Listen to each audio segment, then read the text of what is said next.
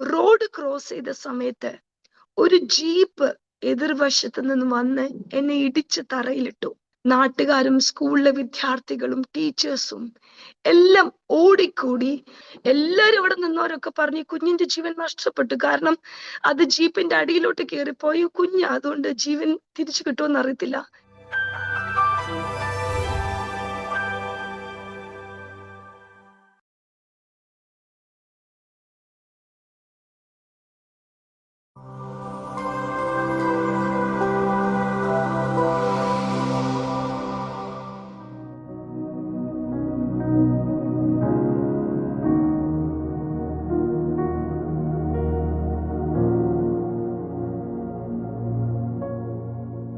Praise the Lord.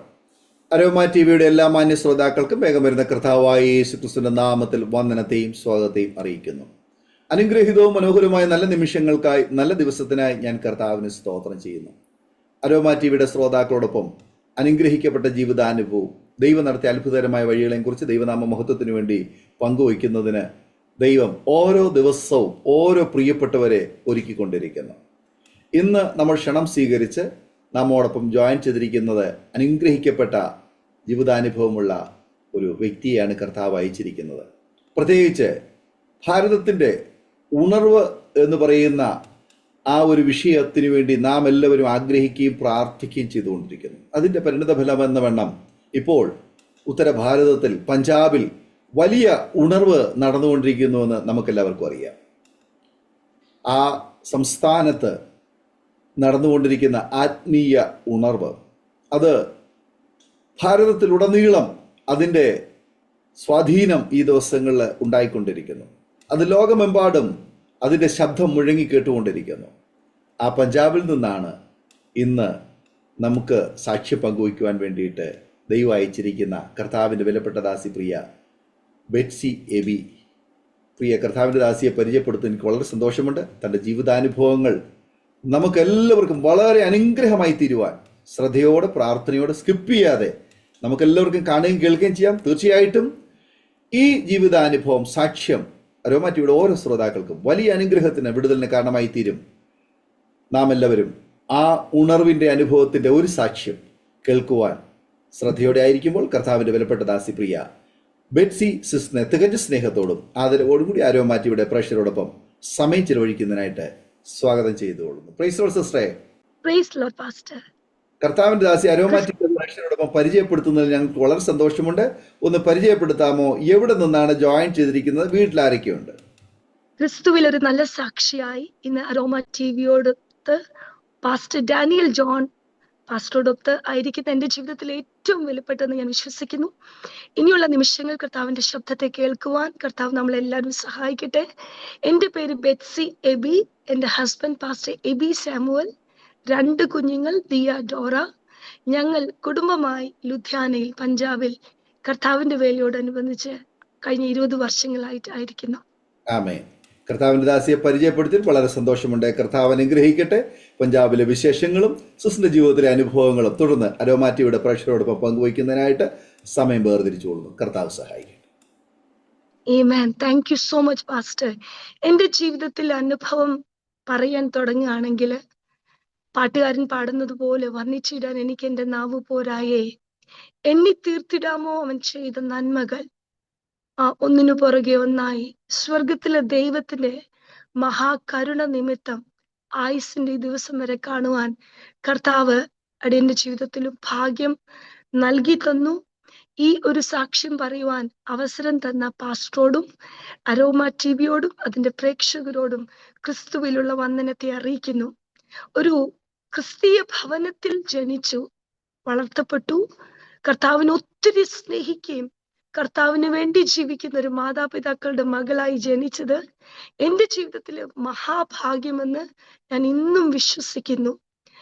ഞാൻ ജനിച്ചത്, എൻ്റെ മാതാപിതാക്കൾ ക്രിസ്തീയ ഭവനങ്ങളിൽ ജനിച്ചു. ഒരു ക്രിസ്തീയ ഭവനത്തിൽ ഞാൻ ജനിച്ചു. എൻ്റെ ജനനത്തിന് മുൻപേ കർത്താവിന്റെ കരം എൻ്റെ ജീവിതത്തിൽ കണ്ട ഒരു വ്യക്തിയാണ് ഞാൻ. സങ്കീർത്തനക്കാരൻ പറയുന്നത് പോലെ, പിണ്ടാകാരമായിരുന്നപ്പോൾ യഹോവയുടെ കണ്ണ് നിന്നെ കണ്ടു, ഭൂമിക്ക് അടിസ്ഥാനമിട്ടതിന് മുമ്പേ കർത്താവ് എന്നെ ജാതികൾക്ക് വേണ്ടി മാറ്റിയ ഒരു ജീവിതം തന്നെയാണ്. എന്റെ പിതാവ് നോർത്ത് ഇന്ത്യയിൽ സാഗർ എന്ന മധ്യപ്രദേശിലെ സാഗർ എന്ന സ്ഥലത്ത് ഗവൺമെന്റ് ജോലിയോട് അനുബന്ധിച്ചായിരുന്നു. എന്റെ മാതാവ് പാലക്കാട് ഡിസ്ട്രിക്റ്റിൽ ഗവൺമെന്റ് സർവീസിൽ ഒരു ഹെഡ് മിസ്ട്രസ് ആയി റിട്ടയർ ആയി ഇന്ന് നാട്ടിൽ സന്തോഷത്തോടെ ആയിരിക്കുന്നു. എന്റെ ബാല്യകാലം എന്ന് പറഞ്ഞാൽ എന്റെ ജനനത്തിന് മുമ്പ് എന്റെ സാക്ഷ്യം തുടങ്ങിയതാ. എന്റെ മൂത്ത ചേച്ചി ബ്ലെസ്സി ജനിച്ച് 7-8 മാസങ്ങൾക്ക് ശേഷം എന്റെ മാതാപിതാക്കൾ അറിയുക എന്റെ മാതാവ് വീണ്ടും ഗർഭിണിയാണെന്ന്. ഭവനത്തിൽ ഒത്തിരി പ്രാരാബ്ധങ്ങളുള്ള ഒരു ഭവനത്തിലെ അപ്പനായതുകൊണ്ട് എന്റെ പപ്പയ്ക്ക് ഒത്തിരി സഹോദരങ്ങളും വയ്യാതെ കിടക്കുന്ന ഒരു പിതാവും ഉള്ളത് കൊണ്ട് അന്ന് രണ്ടാമതും പെട്ടെന്നൊരു കുഞ്ഞു വേണം എന്നുള്ള കാര്യം ഭവനത്തിൽ ആർക്കും അംഗീകരിക്കാൻ കഴിയാത്തൊരു കാര്യമാണ്. 1979 എന്റെ മമ്മി രക്ഷിക്കപ്പെട്ടു. എങ്കിലും എന്റെ പപ്പയും കൂടി രക്ഷിക്കപ്പെടണം എന്നുള്ള ആഗ്രഹത്തിൽ മമ്മി നന്നായിട്ട് പ്രാർത്ഥിക്കുമായിരുന്നു. അങ്ങനെ എന്റെ സിസ്റ്റർ ഒരു 8 മാസം 9 മാസം ആയപ്പോഴും അവർക്ക് മനസ്സിലായത് എന്റെ മമ്മി വീണ്ടും പ്രഗ്നന്റ് ആണെന്ന്. അങ്ങനെ ഭവനത്തിലുള്ള എല്ലാവരും പറഞ്ഞപ്പോ പപ്പയ്ക്ക് മാത്രമേ ജോലിയുള്ളൂ, ഭവനത്തിലെ സഹോദരങ്ങളുടെ കാര്യം അതുപോലെ തന്നെ അപ്പന്റെ കാര്യങ്ങളൊക്കെ ചെയ്യണം. അതുകൊണ്ട് രണ്ടാമതൊരു കുഞ്ഞ് ഒരു ബാധ്യത തന്നെയാ. അങ്ങനെ 2 തവണ അബോർഷന്റെ ടാബ്ലറ്റ്സും DNC ഒക്കെ വളരെ നിർബന്ധത്തോടെ എന്റെ മമ്മിക്ക് കഴിക്കേണ്ടി വന്നു. എന്റെ മമ്മ രക്ഷിക്കപ്പെട്ട ഒരു ദൈവ പൈതലായിരുന്നുകൊണ്ട് മമ്മി വളരെ ദുഃഖിച്ചു, ഒത്തിരി കരഞ്ഞു, ദൈവസന്നിധി വളരെ പ്രാർത്ഥിച്ചു, കർത്താവേ എന്റെ ജീവനെ നീ അങ്ങ് എടുക്ക്, കാരണം എന്റെ കുഞ്ഞിനെ നശിപ്പിക്കുക എന്ന് പറഞ്ഞ ജീവിതത്തിന്റെ സാഹചര്യങ്ങൾ നിമിത്തം ഞാൻ എടുക്കുന്ന ഡിസിഷന്. പക്ഷേ കർത്താവെ ആ കുഞ്ഞിനെ കർത്താവ് കാത്തോളണം എന്ന് പറഞ്ഞ ഈ അബോർഷന്റെ മെഡിസിൻ ഒക്കെ വളരെ കമ്പൽഷനോടെ മമ്മിക്ക് 2 തവണ കഴിക്കേണ്ടി വന്നു. എന്നാൽ 5 മാസങ്ങൾക്ക് ശേഷം വീണ്ടും ഒരു വൈദ്യ പരിശോധനയിൽ ഡോക്ടർമാർക്ക് പോലും അത്ഭുതം വന്ന വിധത്തില് ആ ഫീറ്റസ്, ആ പിണ്ടാകാരമായിരുന്ന ആ ഫീറ്റസ്, 2 തവണ അബോർഷൻ നടന്ന ആ ഫീറ്റസ് സ്റ്റിൽ ആ വയറ്റിലുണ്ടെന്ന് മമ്മിയും പപ്പയെ അറിയുക. അപ്പത്തിന് ഒത്തിരി മാസങ്ങൾ കടന്നുപോയി. ഇന്നത്തെ പോലെ വൈദ്യശാസ്ത്രം അത്രയും പുരോഗമിച്ചിട്ടില്ല. 1983 കാര്യമാണ്. അങ്ങനെ അന്ന് മെഡിക്കൽ ചെക്കപ്പുകള് എല്ലാം സ്കാനിങ് റിപ്പോർട്ടുകളിൽ വന്നു, ഈ ഒരു കുഞ്ഞ് ജനിച്ചാൽ തന്നെ മെന്റലി റിട്ടാർഡഡ്, അല്ലെങ്കിൽ അവയവങ്ങൾക്ക് ഏതെങ്കിലും കേടുപാടോ അല്ലെങ്കിൽ ചില അവയവങ്ങൾ കാണത്തില്ല. കാരണം 2 തവണ അബോർഷൻ നടന്നു, ബ്ലീഡിങ് നടന്നു, DNC നടന്നു. ഒത്തിരി മെന്റൽ സ്ട്രെസ്സിലൂടെ എന്റെ മാതാവ് കടന്നുപോയി ആ ദിവസങ്ങളിൽ.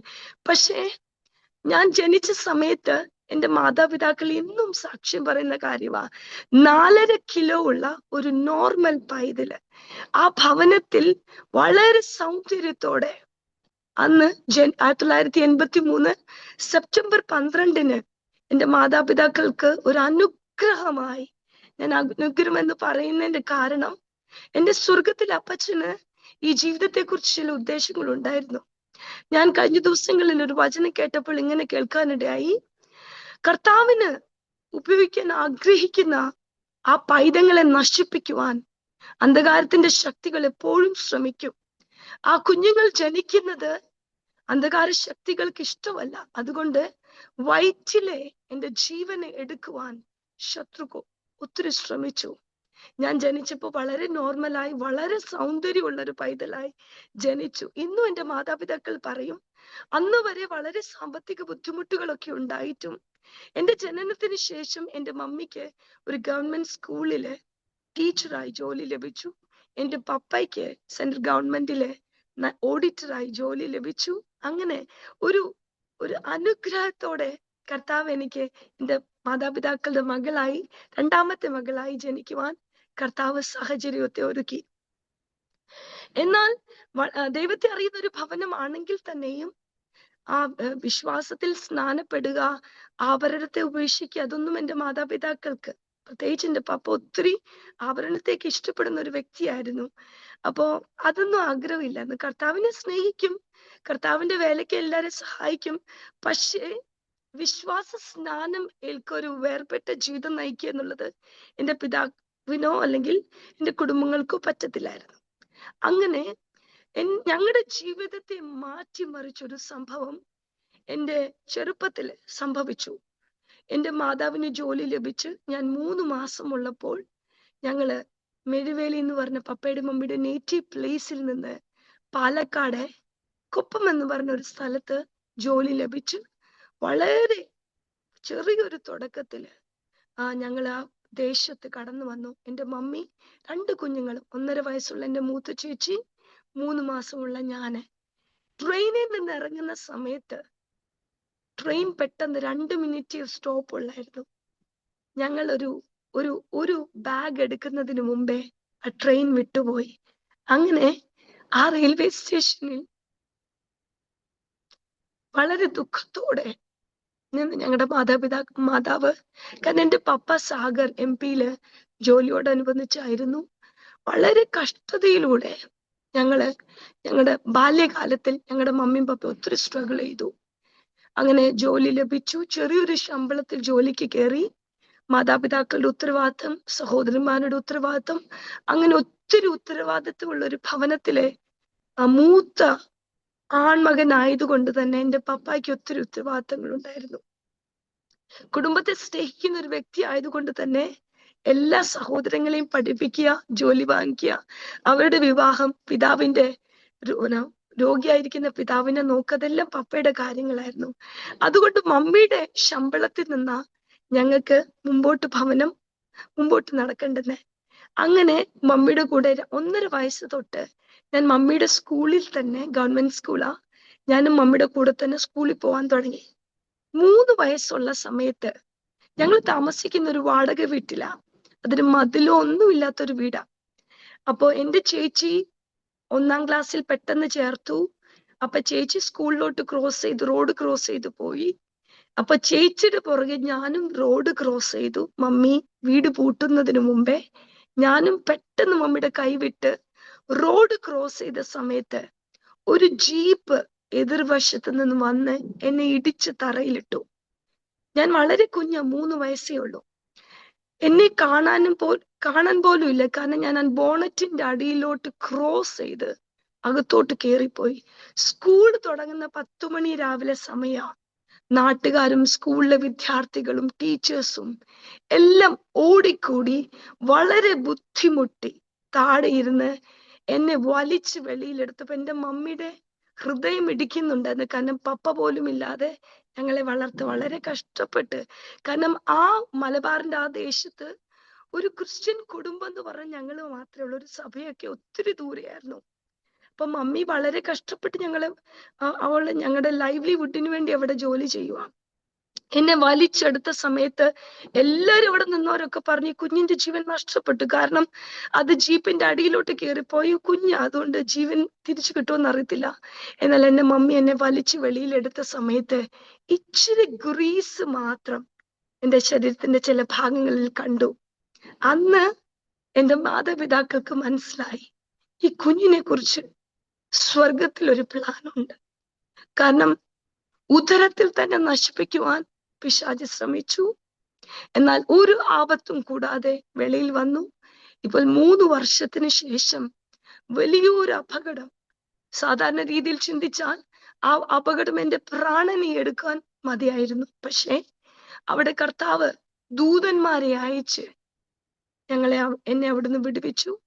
അതിനുശേഷം 2 ആഴ്ചയ്ക്ക് ശേഷം എന്തു പറ്റിയെന്ന് പറഞ്ഞ ഒരു രാത്രിയിൽ വളരെ വലിയൊരു അലർച്ച ഞങ്ങൾ കേട്ടു. അലർച്ച കേട്ടപ്പോൾ ഞങ്ങൾ രാത്രിയാ, ഒത്തിരി മിഡ്നൈറ്റാ. അപ്പൊ ഞങ്ങളുടെ വീടിന്റെ അവിടുന്ന് കുറെ ദൂരെ അവിടെ ഒരു കന്നുകാലികളെ അറക്കുന്ന ഒരു ചന്തയുണ്ട്, ഒത്തിരി ദൂരെയാ. അപ്പൊ തമിഴ്നാടിന്നും പാലക്കാടിന്നും ഒക്കെ ഒത്തിരി കന്നുകാലികളെ അതുവഴി കൊണ്ടുപോകും അറക്കാനൊക്കെ ഉണ്ട്. അന്ന് രാത്രിയില് മേളിൽ നിന്ന് വന്ന ഒരു സ്ലോപ്പിലാ ഞങ്ങളുടെ വീട്. മേളിൽ നിന്ന് വന്ന സിമന്റ് ചാക്കും കൊണ്ട് വന്ന ഒരു ലോറി 2 എരുമകളെ ഇടിച്ചിട്ട് ഒത്തിരി ദൂരം ഇടിച്ച് എന്റെ ആക്സിഡന്റ് നടന്ന ആ സ്പോട്ടില് ആ ആ എരുമകൾ വന്ന് മരിച്ചു വീഴുക. ചതഞ്ഞരഞ്ഞ് ആ സ്പോട്ടിൽ ഈ അനിമൽസ് കിടക്കുക. അന്ന് ദൈവത്തിന്റെ പരിശുദ്ധാത്മാവ് എൻ്റെ മമ്മിയെ മനസ്സിലാക്കി കൊടുത്തൊരു കാര്യമാ. ആ ഒരു അപകടം കഴിഞ്ഞ 2 ആഴ്ചയ്ക്ക് മുമ്പേ എന്റെ മകളുടെ ജീവിതത്തിൽ നടന്നു. അത്ഭുതത്തോടെ എന്റെ മകളെ വിടുവിച്ച ദൈവം ഞാനാ. എന്നാൽ ചില വർഷങ്ങൾക്ക് ശേഷം, 2-3 വർഷങ്ങൾക്ക് ശേഷം എന്റെ പിതാവ് MC തോമസ് പപ്പയുടെ ഒരു കിഡ്നി സ്റ്റോൺ സർജറിയോടനുബന്ധിച്ച് പപ്പയുടെ സഹോദരങ്ങൾ താമസിക്കുന്ന ചണ്ഡീഗഡിലെ മൊഹാലി എന്നുള്ള പഞ്ചാബിന്റെ ഒരു ഭാഗത്ത് വരികയും അവിടെ ഒരു ഹോസ്പിറ്റൽ അഡ്മിറ്റ് ആകുകയും ചെയ്തു. അങ്ങനെ ആ സമയത്ത് എന്റെ മാതാവ് എന്റെ ചെറിയ സിസ്റ്ററിനെ 3 months പ്രഗ്നന്റ് ആയി. ഈ സമയത്ത് അറിയുന്ന പപ്പയുടെ ഒരു മേജർ സർജറി ആയി. പപ്പ ചണ്ഡീഗഡില് അഡ്മിറ്റ് ആണെന്ന് അറിയാനിടയായി. അന്ന് ഒത്തിരി ആതങ്കവാദികളൊക്കെ ചമ്പൽ കാടുകളിൽ കൂടെ ഒക്കെ പോകുന്ന ആ സമയത്ത് വളരെ ധൈര്യത്തോടെ പ്രഗ്നന്റ് ആയിരിക്കുന്ന എന്റെ മമ്മി ഞങ്ങൾ 2 കുഞ്ഞുങ്ങളെയും കൊണ്ട് ട്രെയിനിൽ 4 ദിവസത്തെ യാത്ര തിരിച്ച് മൊഹാലിയിൽ കടന്നു വന്നപ്പോഴാ മനസ്സിലാവുന്നേ, ആ സഭ മൊത്തം പപ്പയുടെ വിടുതലിനു വേണ്ടി 3 ദിവസത്തെ ഫാസ്റ്റിംഗ് പ്രെയർ എടുത്ത് അന്നൊരു കൺവെൻഷൻ അവിടെ നടക്കുക. എന്റെ പപ്പയുടെ ചെറിയ അനിയന പാസ്റ്റർ MD സാമുവൽ ഷാരോൺ ഫെലോഷിപ്പിന്റെ നോർത്തേൺ റീജിയന്റെ മെയിൻ പാസ്റ്റർ ആയിട്ട് വർക്ക് ചെയ്യുന്നു. അങ്ങനെ ആ സഭ മൊത്തം അവിടെ ഒരു വലിയൊരു കൺവെൻഷൻ നടക്കുക. അന്ന് ഞങ്ങള് 2 കുഞ്ഞുങ്ങളും എന്റെ മമ്മിയും അവിടെ ഞങ്ങൾ കൺവെൻഷന്റെ ഏറ്റവും പുറകിൽ ചെന്നിരിക്കുക. കാരണം അവിടെ ഒരു പെന്റിക്കോസ്റ്റൽ കൺവെൻഷനാ. ഞങ്ങളെ ഉള്ളു ആഭരണങ്ങളൊക്കെ ഇട്ട്. അപ്പൊ ഞങ്ങൾ ആരും ശ്രദ്ധിക്കണ്ട. പിന്നെ പാസ്റ്ററുടെ ചേട്ടനും കുടുംബം സ്നാനപ്പെട്ടില്ലെന്നൊന്നും ആരും അറിയണ്ട. അങ്ങനെ വളരെ വളരെ പമ്മി ഞങ്ങളൊരു കൺവെൻഷന്റെ പുറകിൽ ചെന്നിരുന്ന സമയത്ത് അന്ന് അവിടെ പ്രസംഗിക്കാൻ വന്ന ഒരു ദൈവഭക്തൻ, ഒരു പ്രവാചകനായിരുന്നു. ആ പ്രവാചകൻ എന്റെ മമ്മിയെ ചൂണ്ടിക്കാണിച്ചുകൊണ്ട് ഇങ്ങനെ ഒരു പ്രവചന ശബ്ദം പറഞ്ഞു: കൊട്ടയിൽ വാരിക്കൊണ്ടുപോകുന്ന ഒരു അവസ്ഥ നിന്റെ ജീവിതത്തിൽ ചില വർഷങ്ങൾക്ക് മുമ്പേ നടന്നു. അന്ന് വിടുവിച്ചത് യഹോവയായ ഞാനാ. ഇന്നും നീ ഈ ദൈവഭാഗത്തേക്ക് കടന്നു വരുന്നില്ലെങ്കിൽ ഇതിലും വലിയ ശോധനകൾ നിന്റെ ജീവിതത്തിൽ കടത്തിവിട്ട് ദൈവഭാഗത്തേക്ക് കൊണ്ടുവരുവാൻ യഹോവയായി ഞാൻ ശക്തൻ. ആ പാസ്റ്റർ എന്റെ ആക്സിഡന്റിന്റെ സീൻ ഒരു പ്രവചന ശബ്ദം പോലെ പറഞ്ഞപ്പോൾ അവിടെ ഇരുന്ന എന്റെ മാതാവിന് അത് മനസ്സിലായി. എന്റെ പപ്പയോട് പറഞ്ഞപ്പോ പപ്പയ്ക്കും അത് മനസ്സിലായി. അങ്ങനെ 3 ദിവസത്തെ ഉപവാസ പ്രാർത്ഥന അറ്റൻഡ് ചെയ്ത് 1989 എന്റെ മാതാപിതാക്കൾ കർത്താവിനെ രക്ഷകനായും വെള്ളത്തിലും സ്നാനപ്പെട്ട് ദൈവഭാഗത്തേക്ക് കടന്നു വരുവാൻ ഇടയായി. അതിനുശേഷം പപ്പയെ കർത്താവ് സൗഖ്യമാക്കി. ഞങ്ങൾ തിരിച്ച് കൊപ്പത്ത് പാലക്കാട് തിരിച്ചു വന്നു. എന്നാൽ വളരെ ആഭരണങ്ങളൊക്കെ ഇട്ട് തിരിച്ചു പോയവര് മടങ്ങി തിരിച്ചു വന്നപ്പോൾ ആഭരണങ്ങളൊന്നുമില്ല. ഞങ്ങൾ വളരെ സിമ്പിളായി മടങ്ങി വന്നപ്പോ ഞങ്ങൾക്ക് ചുറ്റും മുസ്ലിം ഹിന്ദുക്കളൊക്കെ താമസിക്കുന്ന ഭവനം. അവർക്ക് ആർക്കും ഈ പെന്റിക്കോസ്റ്റൽ വിശ്വാസം എന്തെന്നോ ഒന്നും അറിയത്തില്ല. അതിനുശേഷമാണ് ഞങ്ങളുടെ പ്രതിസന്ധികൾ തുടങ്ങിയത്. എല്ലാവരിൽ നിന്നും വ്യത്യസ്തരായി, ആർക്കും ഞങ്ങളോട് സംസാരിക്കണ്ട. ഞങ്ങളുടെ ഭവനത്തിന് ചുറ്റും ആളുകള് ഒത്തിരി അസഭ്യവാക്കുകൾ എഴുതാൻ തുടങ്ങി. ഞങ്ങളെ കൊല്ലുമെന്ന് പറഞ്ഞ് വധഭീഷണികൾ വന്നു. കാരണം ഒരു മറ്റുള്ളവരിൽ നിന്ന് വ്യത്യസ്തരായപ്പോ എല്ലാവർക്കും ഞങ്ങളോട് അടുക്കാൻ ഒരു വലിയ ബുദ്ധിമുട്ട്. അങ്ങനെ കർത്താവ് ഞങ്ങളെ അവിടെ നിലനിർത്തി. എന്റെ മാതാപിതാക്കൾ ദൈവത്തെ സ്നേഹിക്കുന്ന നിമിത്തം അടുത്തൊന്നും ചർച്ചകളില്ല. ഞങ്ങൾ അന്ന് വളരെ കുഞ്ഞു പിള്ളേരാ. ഞങ്ങളുടെ മമ്മി 2-3 ബസ്സൊക്കെ കയറി ഒത്തിരി നടന്ന് ദൂരെയുള്ള ചർച്ച് കണ്ടുപിടിച്ച് സൺഡേ സ്കൂൾ നടക്കുന്നതിന് മുൻപേ അവിടെ ചർച്ചുകളിൽ എത്തുവാൻ ശ്രമിച്ചു.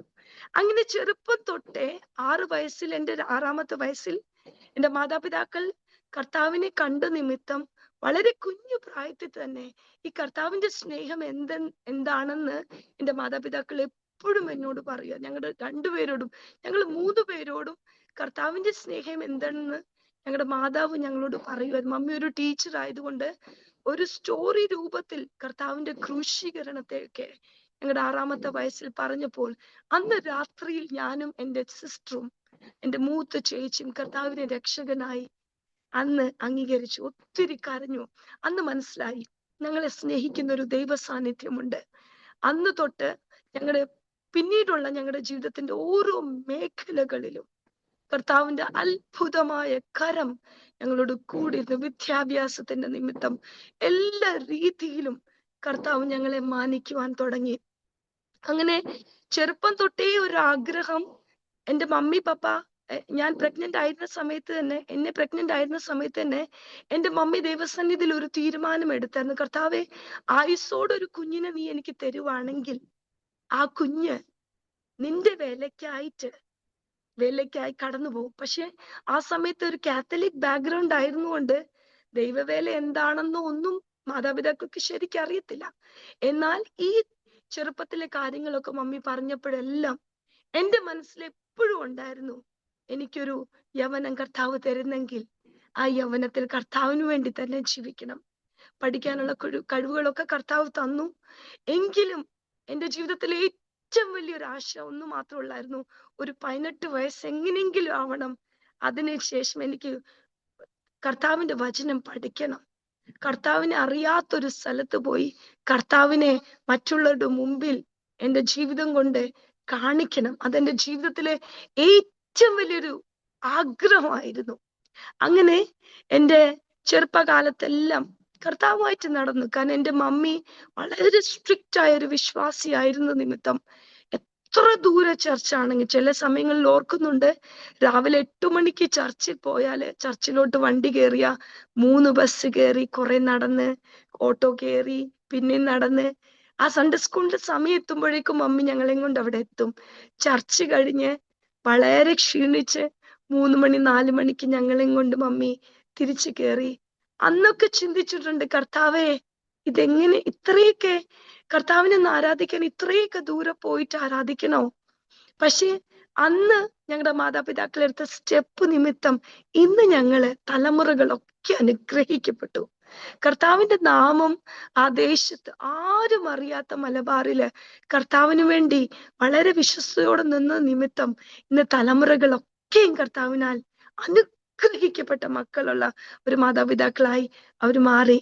അങ്ങനെ എന്റെ 18 വയസ്സായപ്പോ തൊട്ട് ചെറുപ്പം തൊട്ടേ പ്രാർത്ഥിക്കുമായിരുന്നു, എനിക്ക് വൈദ്യശാസ്ത്രം പഠിക്കണം, എനിക്ക് കർത്താവിന്റെ വചനം പഠിക്കണം. അങ്ങനെ ഒരു മിനിസ്ട്രിയിൽ ഇറങ്ങുന്നതിനേക്കാൾ നല്ലതാ കർത്താവിന്റെ വചനം പഠിച്ച് നല്ലതായിട്ട് മിനിസ്ട്രി ചെയ്യാ. അങ്ങനെ ആ ദിവസങ്ങളിൽ ഒന്നില് ഗോസ്പൽ ഫോർ ഏഷ്യ ബിബ്ലിക്കൽ സെമിനാരിയുടെ ഒരു പ്രോസ്പെക്ടസ് കാണുവാനിടയായി. ഞങ്ങള് അതിനെക്കുറിച്ച് പ്രാർത്ഥിച്ചു. അതിനുവേണ്ടി ഫീസ് സ്ട്രക്ചർ നോക്കിയപ്പോ ഞങ്ങൾക്ക് അത് താങ്ങുന്നതിലും വലിയൊരു ഫീസ് സ്ട്രക്ചർ. കാരണം ആ സമയത്ത് എന്റെ ചേച്ചി നഴ്സിംഗ് പഠിച്ചുകൊണ്ടിരിക്കുക, വീട്ടിൽ ഒത്തിരി സാമ്പത്തിക ബുദ്ധിമുട്ടുകളൊക്കെ ഉണ്ട്. പക്ഷെ എന്റെ പപ്പ എടുത്തിടനെ എന്നോട് പറഞ്ഞു, മോനെ, നമ്മുടെ വീട് വിറ്റിട്ടാണെങ്കിലും എന്റെ കുഞ്ഞിനെ ഞാന് ബൈബിൾ സ്കൂളിൽ പഠിപ്പിക്കും, ബൈബിൾ കോളേജ്, നീ ആഗ്രഹിക്കുന്ന ബൈബിൾ കോളേജിൽ നിന്നെ പഠിപ്പിക്കും. അങ്ങനെ കർത്താവ് വളരെ അത്ഭുതമായിട്ട് ഗോസ്പൽ ഫോർ ഏഷ്യ ബിബ്ലിക്കൽ സെമിനാരി 2001 ഞാന് എന്റെ തിയോളജിക്കൽ സ്റ്റഡീസ് BTH സെറാംപൂരിന്റെ സ്റ്റഡീസിന് വേണ്ടി ചേർന്നു. 4 വർഷം വളരെ അനുഗ്രഹിക്കപ്പെട്ട രീതിയില് ഒരു കുശവൻ ഒരു കളിമണ്ണിനെ എങ്ങനെ കുഴച്ച് മെതിച്ച് ഒരു മനോഹരമായ പാത്രമാക്കി മാറ്റുവോ, അതുപോലെ എന്റെ ജീവിതത്തിന്റെ സ്വഭാവങ്ങളെ, എന്റെ എല്ലാത്തിനെയും കർത്താവ് ഉടച്ചു പണിത് ഭംഗിയുള്ള ഒരു പാത്രമായി, കർത്താവിന് ഉപയോഗിക്കാൻ പറ്റുന്ന രീതിയിൽ ഒരു പാത്രമായി കർത്താവ് എടുത്തു മാറ്റി. വിദ്യാഭ്യാസ മേഖലകളിലെല്ലാം കർത്താവ് സഹായിച്ചു. എന്റെ സെമിനാരി പഠിത്തത്തെ കുറിച്ച് ഓർക്കുവാണെങ്കിൽ കർത്താവ് വളരെ അതിശയമായിട്ടാണ് നടത്തിയത്. ഞങ്ങളുടെ ഫീസിന്റെ കാര്യങ്ങളിലെല്ലാം ആ സമയാകുമ്പോ കർത്താവ് അത്ഭുതമായി നടത്തി. വളരെ സമ്പന്നന്മാർ പഠിച്ച ആ ബൈബിൾ കോളേജില്, വളരെ സാധാരണ ഭവനങ്ങളിൽ നിന്നുള്ള കുഞ്ഞുങ്ങളും പഠിച്ച ബൈബിൾ കോളേജില് ഞങ്ങൾക്കും പഠിക്കാൻ കർത്താവ് സഹായിച്ചു. ആ ദിവസങ്ങളിൽ വളരെ ദൈവത്തെ സ്നേഹിക്കുന്ന അനേക കുഞ്ഞുങ്ങൾ, അനേക ചേച്ചിമാര്, അനേകരെയൊക്കെ പരിചയപ്പെടുവാൻ സഹായിച്ചു. ആ ദിവസങ്ങളിൽ ഒരു ടെസ്റ്റിമണി നിങ്ങളുടെ അനുഗ്രഹത്തിന് വേണ്ടി പറയാൻ ഞാൻ ആഗ്രഹിക്കുക. കാരണം ഞാൻ പഠിച്ചത്, എന്റെ മമ്മി ജോലി ചെയ്ത ഗവൺമെന്റ് സ്കൂള്, അത് കഴിഞ്ഞിട്ടുള്ള പല ഗവൺമെന്റ് സ്കൂളുകളിലാണ് ഞാൻ പഠിച്ചേ. ഒരു ഗവൺമെന്റ് സ്കൂളിൽ പഠിച്ചത് നിമിത്തം ആ ഇംഗ്ലീഷ് എന്ന ലാംഗ്വേജ് മനസ്സിലാകും, ചെറുതായിട്ട് പറയാം. അതിൽ കൂടുതൽ ഒരു ഫ്ലുവൻസി ആയിട്ട് പറയാനൊന്നും നമുക്കറിയത്തില്ല. അങ്ങനെ ചെന്ന് ആദ്യത്തെ ആഴ്ച കഴിഞ്ഞപ്പോഴാണ് മനസ്സിലാവുന്നത് അവിടെ ഒരു ഗ്രാമറിനെ ബേസ് ചെയ്തുകൊണ്ട് ഒരു ഇംഗ്ലീഷ് എക്സാം അവിടെ സെനറ്റ് ഓഫ് സെറാംപൂരിന്റെ ബേസ് ചെയ്ത് ഒരു എക്സാം നടന്നു. എക്സാം ഒക്കെ കഴിഞ്ഞു. ഒരാഴ്ച കഴിഞ്ഞ് അതിന്റെ റിസൾട്ട് വന്ന് ഞങ്ങളുടെ കോളേജിന്റെ ബോർഡ് നോക്കിയപ്പോഴാ കുറച്ചു പേരുടെ പേരുകൾ അതിനകത്തുണ്ട്. അതിനകത്ത് എന്റെ പേരും ഉണ്ട്. Weaker students in English. കാരണം കോൺവെന്റ് സ്കൂളുകളിൽ നിന്നൊക്കെ പഠിച്ച കുഞ്ഞുങ്ങൾ പഠിക്കുന്ന അവിടെ വളരെ സാധാരണപ്പെട്ട ഗവൺമെന്റ് സ്കൂളുകളിൽ പഠിച്ച് അവിടെ ചെന്ന് പെട്ടെന്ന് എല്ലാം ഇംഗ്ലീഷിലോട്ട് മാറിയപ്പോ ഒത്തിരി ബുദ്ധിമുട്ടുകൾ ഉണ്ടായിരുന്നു. അന്ന് വൈകിട്ട് ഞങ്ങൾക്ക് വേണ്ടി ഇംഗ്ലീഷിൽ വീക്ക് ആയിട്ടുള്ള സ്റ്റുഡൻസിന് വേണ്ടി ഒരു ഇംഗ്ലീഷ് ക്ലാസ് അന്ന് മാം എടുക്കാനായിട്ട് ഞങ്ങളെ വിളിച്ചു. അങ്ങനെ ഞാൻ അവിടെ ചെന്നിരുന്ന സമയത്ത് മാം അന്ന് ഞങ്ങളെ ഇംഗ്ലീഷ് പഠിപ്പിച്ച ഒരു മാം, ഗ്രേസ് മാം, അന്ന് ബോർഡിൽ എഴുതി AEIOU വവൽസ് ആൻഡ് കോൺസണൻസ്. ഞാൻ അന്ന് അവിടെ ഇരുന്ന് തകർന്നു പോയി. കാരണം ഒരു ഗവൺമെന്റ് സ്കൂൾ ഹെഡ് മിസ്ട്രസിന്റെ മകളായി ഞാൻ വളർന്നതാ. ഞാൻ ചെന്നിടത്തെല്ലാം ഒരു ടീച്ചറുടെ മകളായിരുന്നത് കൊണ്ട് എനിക്ക് എല്ലായിടും അഭിമാനം ഉണ്ടായിരുന്നു.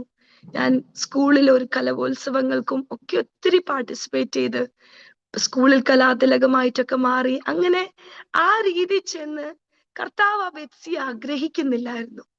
കർത്താവിന് എന്നെ ഒന്നും കൂടി ഇടിച്ച് തകർത്ത് പുതുതാക്കി ഒരു പുതിയ രൂപത്തിൽ പണിയാൻ ആഗ്രഹമുണ്ടായിരുന്നു. അന്ന് രാത്രിയിൽ ഞാൻ വളരെ കരഞ്ഞു. ഞാൻ എൻ്റെ ഹോസ്റ്റലിൽ വന്ന് എനിക്ക് എന്നെ തന്നെ ഒരു ഷെയിം ഫീൽ ചെയ്തു.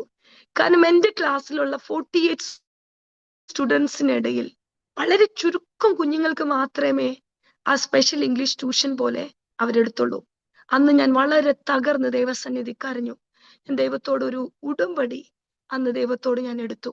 ഞാൻ കർത്താവിനോട് പറഞ്ഞു, കർത്താവേ, ഇനിയുള്ള രാത്രി 10:30 സമയം ഉണ്ടെങ്കിൽ അപ്പാ നിന്നെ കാണുവാൻ എൻ്റെ ഹോസ്റ്റലിലെ ചാപ്പലിൽ ഞാൻ കടന്നു വരും. അപ്പാ നീ എന്നെ കാണാൻ ആ സ്ഥലത്ത് എത്തണം. അങ്ങനെ 10 മണിക്കുള്ള ലൈബ്രറിക്ക് ശേഷം നേരെ ഹോസ്റ്റലിലുള്ള ഗേൾസ് ഹോസ്റ്റലിന്റെ ചാപ്പലിൽ പോയിരിക്കും. അവിടെ ഇരുന്ന് ഒത്തിരി കരയും. ചെറുപ്പം തൊട്ടേ കരയുന്ന ഒരു മാതാവിന്റെ മകളായി വളർന്നതുകൊണ്ട് പ്രാർത്ഥിക്കാൻ ഇരിക്കുമ്പോൾ ഇന്നും എൻ്റെ കണ്ണ് പെട്ടെന്ന് നിറയും. ആർക്ക് വേണ്ടി പ്രാർത്ഥിച്ചാലും എന്നെ ഏറ്റവും കൂടുതൽ എൻ്റെ കണ്ണ് നിറയും. അന്ന് തൊട്ട് കർത്താവുമായിട്ടൊരു അഭേദ്യ ബന്ധം. ഞാനൊരു തീരുമാനമെടുത്തു, കർത്താവേ, വളരെ വീക്കർ സ്റ്റുഡന്റ് എന്നുള്ള ലിസ്റ്റിൽ നിന്ന് 4 വർഷത്തെ പഠനത്തിന് ശേഷം ഒരു ബെസ്റ്റ് സ്റ്റുഡന്റ് ആയിട്ട് ഞാൻ ആ കോളേജിൽ നിന്ന് ഗ്രാജുവേറ്റ് ചെയ്യണം. ഞാൻ നിന്ദിക്കപ്പെട്ട ഈ സ്ഥലത്ത് കർത്താവെ, ഈ സ്ഥലത്ത് നിന്ന് ചില അവാർഡോടെ മെഡലോടെ ഞാൻ വെളിവരണം. അങ്ങനെ അന്ന് തൊട്ട് ഇംഗ്ലീഷിലും വേഴ്സസ് മെമ്മറൈസ് ചെയ്യാൻ ഞാൻ തുടങ്ങി. മലയാളം ബൈബിളൊക്കെ സൈഡിലോട്ട് വെച്ച് ഞാൻ എൻ്റെ ഇംഗ്ലീഷ് ബൈബിൾ പഠിക്കാൻ തുടങ്ങി. ഓരോ ദിവസവും 2-3 വേഴ്സസ് മെമ്മറൈസ് ചെയ്യും. മെസ്സി പോകുമ്പോഴും അങ്ങോട്ടും ഇങ്ങോട്ടും നടക്കുമ്പോഴും കയ്യിൽ എഴുതി വെക്കും. ആരും ശ്രദ്ധിക്കത്തില്ല. പക്ഷെ ഞാൻ സ്റ്റെപ്പ് കയറുമ്പോഴും ഇറങ്ങുമ്പോഴും ഒക്കെ ഇംഗ്ലീഷിലുള്ള വേഴ്സസ് ഞാൻ മെമ്മറൈസ് ചെയ്യാൻ തുടങ്ങി. സ്ലോലി കർത്താവ് ആ ഭാഷ എന്നെ പഠിപ്പിച്ചു. ഇന്ന് എനിക്ക് വളരെ സന്തോഷത്തോടെ പറയാൻ കഴിയും, നമുക്ക് കഠിനമായിട്ടുള്ള കാര്യങ്ങളെ കർത്താവിന്റെ സന്നിധിയിൽ ഏൽപ്പിക്കുമ്പോൾ ആ ഭാഷയെ, ആ കാര്യത്തെ കർത്താവ് നമുക്ക് സരളമാക്കി തരും. അതെന്റെ ജീവിതത്തിന്റെ അനുഭവത്തിൽ നിന്ന് പറയുവാൻ കഴിയും. ഇന്ന് എന്നെ കേൾക്കുന്ന ദൈവ പൈതൽ, ഏതെങ്കിലും ഒരു കുഞ്ഞുങ്ങൾ ഏതെങ്കിലും ഒരു ഭാഷ പഠിക്കാനോ ഏതെങ്കിലും ഒരു ലാംഗ്വേജ് പഠിക്കാനോ സ്ട്രഗിൾ ചെയ്യുന്നുണ്ടെങ്കിൽ, എൻ്റെ ജീവിതത്തിന്റെ അനുഭവത്തിൽ നിന്ന് ഞാൻ നിങ്ങളോട് പറയാൻ ആഗ്രഹിക്കുക, ഈ കർത്താവിന്റെ വചനത്തെ ഒന്ന് സ്നേഹിച്ചേ, ഈ കർത്താവിന്റെ വചനത്തെ ഒന്ന് മെമ്മറൈസ് ചെയ്യാനുള്ള ഒരു ഹാബിറ്റ് ഒന്ന് എടുത്തേ. കർത്താവ് നമ്മളെ തള്ളാതെ മാനിക്കും. ശ്രേഷ്ഠന്മാരുടെ മുൻപിൽ, പ്രഭുക്കന്മാരുടെ മുൻപിൽ, നമ്മളെക്കാൾ ശ്രേഷ്ഠരുടെ മുൻപിൽ, നമ്മളെക്കാൾ വിദ്യാഭ്യാസ യോഗ്യതയുള്ളവരുടെ മുമ്പിൽ കർത്താവ് നമ്മുടെ ചെറിയ ഭാഷയെ എടുത്തുപയോഗിക്കും. അതിനുശേഷം 3-ാമത്തെ വർഷത്തിൽ 2.5 വർഷം കഴിഞ്ഞ് ഞങ്ങൾക്കൊരു ചോയ്സ് വന്നു. അടുത്ത 6 മന്ത് മിനിസ്ട്രിയുടെ ഇന്റേൺഷിപ്പിന് വേണ്ടി ഇന്ത്യയിൽ ഏതെങ്കിലും ഒരു ഭാഗത്ത് ചെന്ന് കർത്താവിന് വേണ്ടി നിലനിൽക്കണം. എന്നാൽ ഞാൻ നോർത്ത് ഇന്ത്യയിൽ എൻ്റെ പപ്പ സാഗറിലായിരുന്നത് കൊണ്ട് ഞാൻ എപ്പോഴും നോർത്ത് ഇന്ത്യയിൽ എല്ലാ വർഷവും പപ്പയുടെയും മമ്മിയുടെ ഹോളിഡേയ്സ് ആവുന്ന സമയത്ത് ഞാൻ കടന്നു വരുമായിരുന്നു. ഞങ്ങൾ കുടുംബമായിട്ട് വരുമായിരുന്നു. അപ്പൊ ഞാൻ ആഗ്രഹിച്ചതൊരു കാര്യമാണ്, കർത്താവ് ഞാൻ ഒരിക്കലും കടന്നു പോകാത്തൊരു സ്ഥലം, അത് നോർത്ത് ഇന്ത്യയുടെ എല്ലാ സ്റ്റേറ്റും അറ്റ്ലീസ്റ്റ് ട്രെയിനിൽ ഇരുന്നെങ്കിലും ക്രോസ് ചെയ്തിട്ടുണ്ട്. ഞാൻ ഒരിക്കലും കാണാത്തൊരു ഭാഷ, ഒരിക്കലും കാണാത്ത ജനം, ഒരിക്കലും അറിയാത്തൊരു ഭാഷയിൽ നീ കൊണ്ടുപോകണം.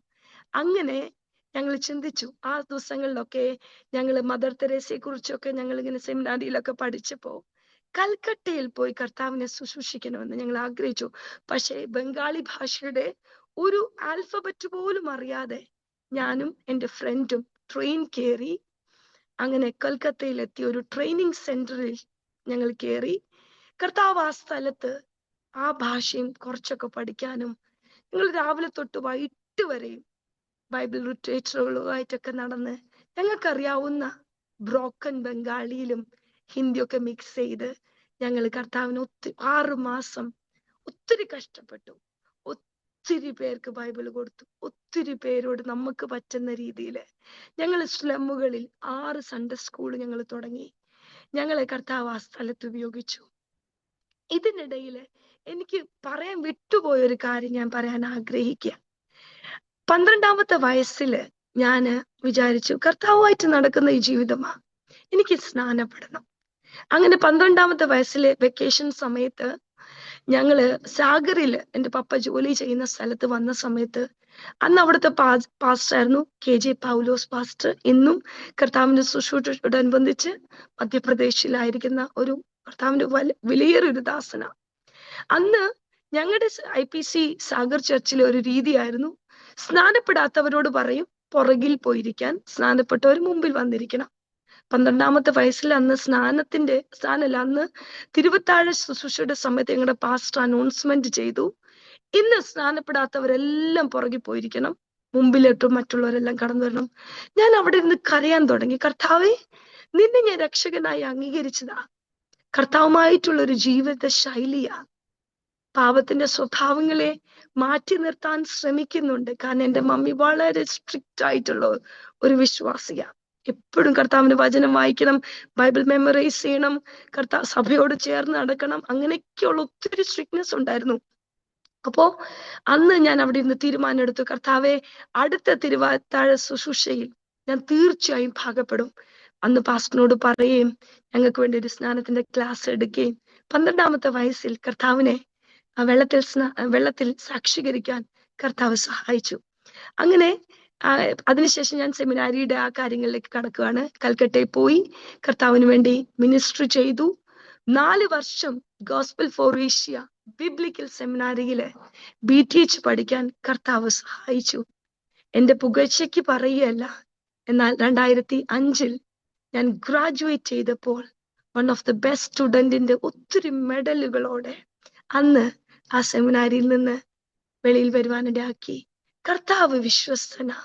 ഒന്നുമില്ലായ്മയിൽ നിന്ന് നമ്മുടെ കയ്യിൽ എന്തുണ്ടെന്നല്ല കർത്താവ് ആഗ്രഹിക്കുന്നത്, നമുക്കുള്ളത് കർത്താവിന് വേണ്ടി കൊടുക്കുവാൻ തയ്യാറാണെങ്കിൽ സാഹചര്യങ്ങളെ നമുക്ക് അനുകൂലമാക്കി കർത്താവ് മാറ്റും. നിന്ദിക്കപ്പെട്ടവരുടെ മുമ്പിൽ കർത്താവ് നമ്മളെ മാനിക്കും. ആമേൻ. ആ ഒരു വർഷങ്ങൾക്കിടയിൽ തന്നെ ഞങ്ങളുടെ ഭാവിയുടെ വിഷയത്തിന്റെ മേൽ കർത്താവ് അത്ഭുതമായ വഴികളെ തുറന്നു. എൻ്റെ ഭാവിയുടെ വിഷയത്തിന് വേണ്ടി എൻ്റെ പാരൻസ് പ്രാർത്ഥിച്ചു, വളരെ പ്രാർത്ഥിച്ചു. 2005 കർത്താവിനെ ഒത്തിരി സ്നേഹിക്കുകയും കർത്താവിന് വേണ്ടി തീപ്പൊരിയായി ഉപയോഗിക്കപ്പെട്ട ഒരു ദൈവദാസന്റെ പാസ്റ്റർ CD സാമുവൽ പത്താൻകോട്ടിൽ IPC ചർച്ചിന്റെ പാസ്റ്ററായി ജോലി ചെയ്ത് 25 വർഷം കർത്താവിന് വേണ്ടി അനുഗ്രഹിക്കപ്പെട്ട രോഗശാന്തി ശുശ്രൂഷ, ഡെലിവറൻസ് മിനിസ്ട്രി ഒക്കെ ചെയ്ത ഒരു അനുഗ്രഹിക്കപ്പെട്ട ഒരു ദൈവദാസന്റെ ഇളയ മകൻ pastor AB Samuel theologically graduate ആയി ഞങ്ങളുടെ ഗോസ്പൽ ഫോർ ഏഷ്യ ബിബ്ലിക്കൽ സെമിനാരിയിൽ നിന്ന് MD-യും അതിനുശേഷം MTH-ഉം പഠിച്ച് മലേഷ്യയിൽ ചെന്ന് പാസ്റ്ററൽ ട്രെയിനിങ്ങും കഴിഞ്ഞ് കർത്താവിന് വേണ്ടി ശോഭിക്കപ്പെടുന്ന ഒരു ദൈവദാസനുമായി എന്റെ വിവാഹം മെയ് 6, 2005 നടക്കുവാൻ കർത്താവ് അത്ഭുതങ്ങളെ ചെയ്തു. ചെറുപ്പം തൊട്ട് എന്റെ പപ്പയും മമ്മിയും പഞ്ചാബിൽ സ്നാനപ്പെട്ടത് കൊണ്ട് എനിക്ക് പഞ്ചാബ് എന്നുള്ളൊരു സ്റ്റേറ്റ് എന്റെ ചെറുപ്പത്തിലെ തൊട്ട് ആഗ്രഹിച്ചൊരു സ്റ്റേറ്റാ. എന്നാൽ വർഷങ്ങൾക്ക് ശേഷം കർത്താവ് ഞാൻ ആഗ്രഹിച്ച സ്ഥലത്ത് തന്നെ എന്നെ തിരിച്ചു മറിച്ച് ഇവിടെ തന്നെ കൊണ്ടുവന്നു. 2005 ഞങ്ങളുടെ വിവാഹം നടന്നു. ഞങ്ങളുടെ മാതാപിതാക്കൾ കർത്താവിന്റെ വേലയിലായിരുന്നു. Pastor MD Samuel, sister Lizzy Samuel, അവർ രണ്ടുപേരും ഇന്ന് കർത്താവിൽ നിദ്ര കൊണ്ടു. അവർ കർത്താവിന്റെ വേല തികച്ച് കർത്താവിന്റെ സന്നിധിയിലായിരിക്കുന്നു. രണ്ടുപേരും അനേകായിരങ്ങളെ കർത്താവിന് വേണ്ടി നേടിയ മാതാപിതാക്കളുടെ അനുഗ്രഹിക്കപ്പെട്ട തലമുറയായി ഞങ്ങൾ ഇന്ന് പഞ്ചാബിലായിരിക്കുന്നു. 2005 ജനുവരി 1 എന്റെ ഹസ്ബൻഡ് പാസ്റ്റർ എബി സാമുവല് കർത്താവിന്റെ വചനമൊക്കെ ഒത്തിരി വർഷങ്ങൾ പഠിച്ചു. ഇന്ന് കർത്താവ് ഒരു 21 ദിവസത്തെ ഒരു ഫാസ്റ്റിംഗ് പ്രേയറിന്റെ ഇടയില് അച്ഛനു ദൈവം ഒരു ദർശനം കൊടുക്കുക. 35 lakhs ആളുകളുള്ള ഒരു സിറ്റിയിൽ കടന്നു പോകണം. അന്നത്തെ രീതിയിൽ അച്ഛൻ ഗൂഗിളൊക്കെ സെർച്ച് ചെയ്ത സമയത്തോ പഞ്ചാബിലുള്ള ഒരു 35 lakhs ഉള്ള ഒരു കമ്മ്യൂണിറ്റി എന്ന് പറഞ്ഞാൽ ലുധിയാന സിറ്റിയാണ്. അങ്ങനെ പത്താൻകോട്ടുന്ന് 2005 ജനുവരി 1 വളരെ ശൈത്യമേറിയ -ഡിഗ്രി ഉള്ള ആ സമയത്ത് ജനുവരി 1 ഒരു ബൈക്കില് ബൈബിളും എടുത്ത് കുറച്ച് സാധനങ്ങളുമായിട്ട് മാതാപിതാക്കൾ പുറകെ വന്നു. അങ്ങനെ ലുധിയാനയിൽ കടന്നു വന്നു. 1300 രൂപയുള്ള ഒരു കുഞ്ഞു റൂമിൽ 1 സിംഗിൾ റൂം എടുത്ത് കർത്താവിന് വേണ്ടി അന്ന് ഇവിടെ മിനിസ്ട്രിക്ക് വേണ്ടി കടന്നു വന്നു. ഭാഷ അറിയാം, പക്ഷെ ഈ ദേശത്ത് ലുധിയാന സിറ്റിയിൽ ഞങ്ങളെ കരുതാനോ ഞങ്ങൾക്ക് വേണ്ടി സ്നേഹിക്കുവാനോ ഞങ്ങളുടെ കൂടെ നിൽക്കുവാനോ ആരുമില്ല. 4 മണിക്കൂറുകൾക്ക് അപ്പുറത്ത് ഞങ്ങളുടെ പിതാവ് പാസ്റ്റർ CD സാമുവലുള്ള മിനിസ്ട്രിയില് ഒത്തിരി വിശ്വാസികളുള്ള ചർച്ച, 1000-2000 പേരുകള് ആരാധിക്കുന്ന വലിയൊരു സഭയാ. എന്നാൽ അവിടെ നിന്ന് വളരെ ശൂന്യമായ ഒരു സിംഗിൾ റൂമിലോട്ട് മാറ്റപ്പെട്ടപ്പോൾ അതൊരു വലിയ ഭാരമേറിയ ഒരു സ്റ്റെപ്പായിരുന്നു. വിശ്വാസത്താൽ എടുത്തൊരു സ്റ്റെപ്പ്. എന്നാൽ 2000 അച്ഛൻ ആ ദിവസങ്ങളിലൊന്നും മിനിസ്റ്റർ ചെയ്യാൻ നമുക്ക് ആരുമില്ല. രാവിലെ എഴുന്നേക്കും 5 മണിക്ക്. എന്നാ സിറ്റിയിൽ കൂടെ നടന്ന് പ്രാർത്ഥിക്കും, ഗ്രാമങ്ങളിൽ കൂടി നടക്കും. ഞങ്ങള് വന്ന് വീടെടുത്ത സ്ഥലം എന്ന് പറഞ്ഞാൽ ക്രിസ്ത്യൻ മെഡിക്കൽ കോളേജ് CMC ലുധിയാനയുടെ ഓപ്പോസിറ്റ്, ഞങ്ങളുടെ ഹോസ്റ്റലിന്റെ ഓപ്പോസിറ്റ് ഉള്ള ഒരു സിംഗിൾ റൂമിലാ ഞങ്ങള് വാടകയ്ക്ക് ആദ്യം തുടർന്ന്. 2005 മെയ് 6 ഞങ്ങളുടെ വിവാഹം പത്താൻകോട്ട് വെച്ച് നടന്നു. പാസ്റ്റർ ജേക്കബ് ജോൺ പാസ്റ്ററാണ് അത് നടത്തിയത്. എല്ലാ ദേവദാസന്മാരുടെ അനുഗ്രഹത്തോടെ, മാതാപിതാക്കളുടെ അനുഗ്രഹത്തോടെ ഞങ്ങളുടെ വിവാഹം വളരെ ഭംഗിയായി നടന്നു. അങ്ങനെ വിവാഹത്തിന്റെ 3ാമത്തെ ദിവസം ഞങ്ങളുടെ മാതാപിതാക്കൾ എന്നെയും ഈ ലുധിയാനയിലെ ഇവിടെ കൊണ്ടുവന്നാക്കി. വളരെ ബുദ്ധിമുട്ടേറിയ ഒരു സ്റ്റെപ്പായിരുന്നു. കാരണം നല്ല ജീവിത സാഹചര്യങ്ങളിൽ വളർന്ന ഞങ്ങൾ രണ്ടുപേരും വളരെ ചുരുങ്ങിയ ജീവിത സാഹചര്യങ്ങളിൽ, ഒന്നുമില്ലാത്തൊരവസ്ഥയിൽ, ആരെങ്കിലും വന്നാൽ ഇരിക്കാൻ പോലും തറയിൽ ന്യൂസ് പേപ്പർ വിറ്റ് ഇരിക്കണം. ഞങ്ങൾക്കൊരു കുഞ്ഞു കട്ടിലും ഒരു കുഞ്ഞ് 2-3 കാര്യങ്ങളൊക്കെ ഉള്ളായിരുന്നുള്ളൂ. വളരെ ഞങ്ങളെ വിട്ടിട്ട് ഞങ്ങളുടെ മാതാപിതാക്കൾ കടന്നുപോയ സമയത്ത് ആ കണ്ണുകളിൽ അവര് അനുഭവപ്പെടുന്ന വേദന ഞങ്ങൾക്ക് അറിയാമെങ്കിലും ഞങ്ങളുടെ മാതാപിതാക്കൾ പറഞ്ഞു, വിശ്വാസത്താൽ കുടുംബജീവിതം തുടങ്ങിയവരാ ഞങ്ങളും. ഞങ്ങളുടെ കുഞ്ഞുങ്ങൾക്കും വിശ്വാസത്താൽ ജീവിക്കാൻ അറിയാം. തുടക്കത്തിൽ ഞങ്ങൾ ഒത്തിരി സ്ട്രഗിൾ ചെയ്തു. രാവിലെ 5 മണിക്ക് എഴുന്നേൽക്കുക, ഞങ്ങളുടെ ഗ്രാമങ്ങളിൽ കൂടെ ഒക്കെ സിറ്റിയിൽ കൂടെ ഓരോ സ്ട്രീറ്റിന്റെയും വെളിയിൽ ചെന്ന് കൈവച്ച് ഞാനും അച്ഛനും പ്രാർത്ഥിക്കും, കർത്താവേ ഈ സ്ട്രീറ്റിനകത്തുനിന്ന്, ഈ ഗലിക്കകത്തുനിന്ന് ആരെങ്കിലും ഒരു വ്യക്തിയെ ഞങ്ങൾക്ക് വേണ്ടി കർത്താവ് കരുതണേ. ഹോസ്റ്റലിന്റെ വെളിയിൽ പോയി കൈവച്ച് പ്രാർത്ഥിക്കും, കർത്താവേ ഏതെങ്കിലും ഒരു കുഞ്ഞിനെങ്കിലും സ്റ്റുഡൻസിന് ഞങ്ങൾക്ക് തരണേ, ഞങ്ങളുടെ കൂടെ ഒന്ന് പ്രാർത്ഥിക്കാൻ, ഞങ്ങളുടെ കൂടെ ഒന്ന് ഞങ്ങളെ ഒന്ന് സഹായിക്കാൻ. കർത്താവ് അത്ഭുതങ്ങളെ ചെയ്തു. തുടക്ക സമയത്ത് ഞങ്ങള് ട്രാക്സ് ഒക്കെ ഡിസ്ട്രിബ്യൂട്ട് ചെയ്യുമ്പോൾ ഈ സ്റ്റുഡൻസ് ഒക്കെ ഇങ്ങനെ ഞങ്ങളുടെ മുമ്പിൽ തന്നെ അത് കീറിക്കളയുകയും ഞങ്ങളുടെ മുഖത്തോട്ട് എറിയുകയും ഡസ്റ്റ്ബിന്നിലൊക്കെ ഇടുന്ന സമയത്ത് ഞങ്ങൾ ഒത്തിരി ഭാരപ്പെട്ടിട്ടുണ്ട്. എന്നാൽ 20 വർഷങ്ങൾക്ക് ശേഷം ഇന്ന് തിരിഞ്ഞു നോക്കുമ്പോൾ ഞങ്ങൾക്ക് പറയാം, ആ ക്യാമ്പസിൽ നിന്ന് തന്നെ എത്രയോ കുഞ്ഞുങ്ങൾ MBBS, BDS, നഴ്സിംഗിന് കടന്നു വരുന്ന അനേക കുഞ്ഞുങ്ങൾ ഈ സഭയിൽ കടന്നു വന്ന് അനുഗ്രഹിക്കപ്പെട്ട മിഷണറി ഡോക്ടേഴ്സായി, നഴ്സസായി ലോകത്തിന്റെ പല ഭാഗങ്ങളിൽ കർത്താവിന്റെ വേലയോട് അനുബന്ധിച്ചും ആയിരിക്കുന്നു.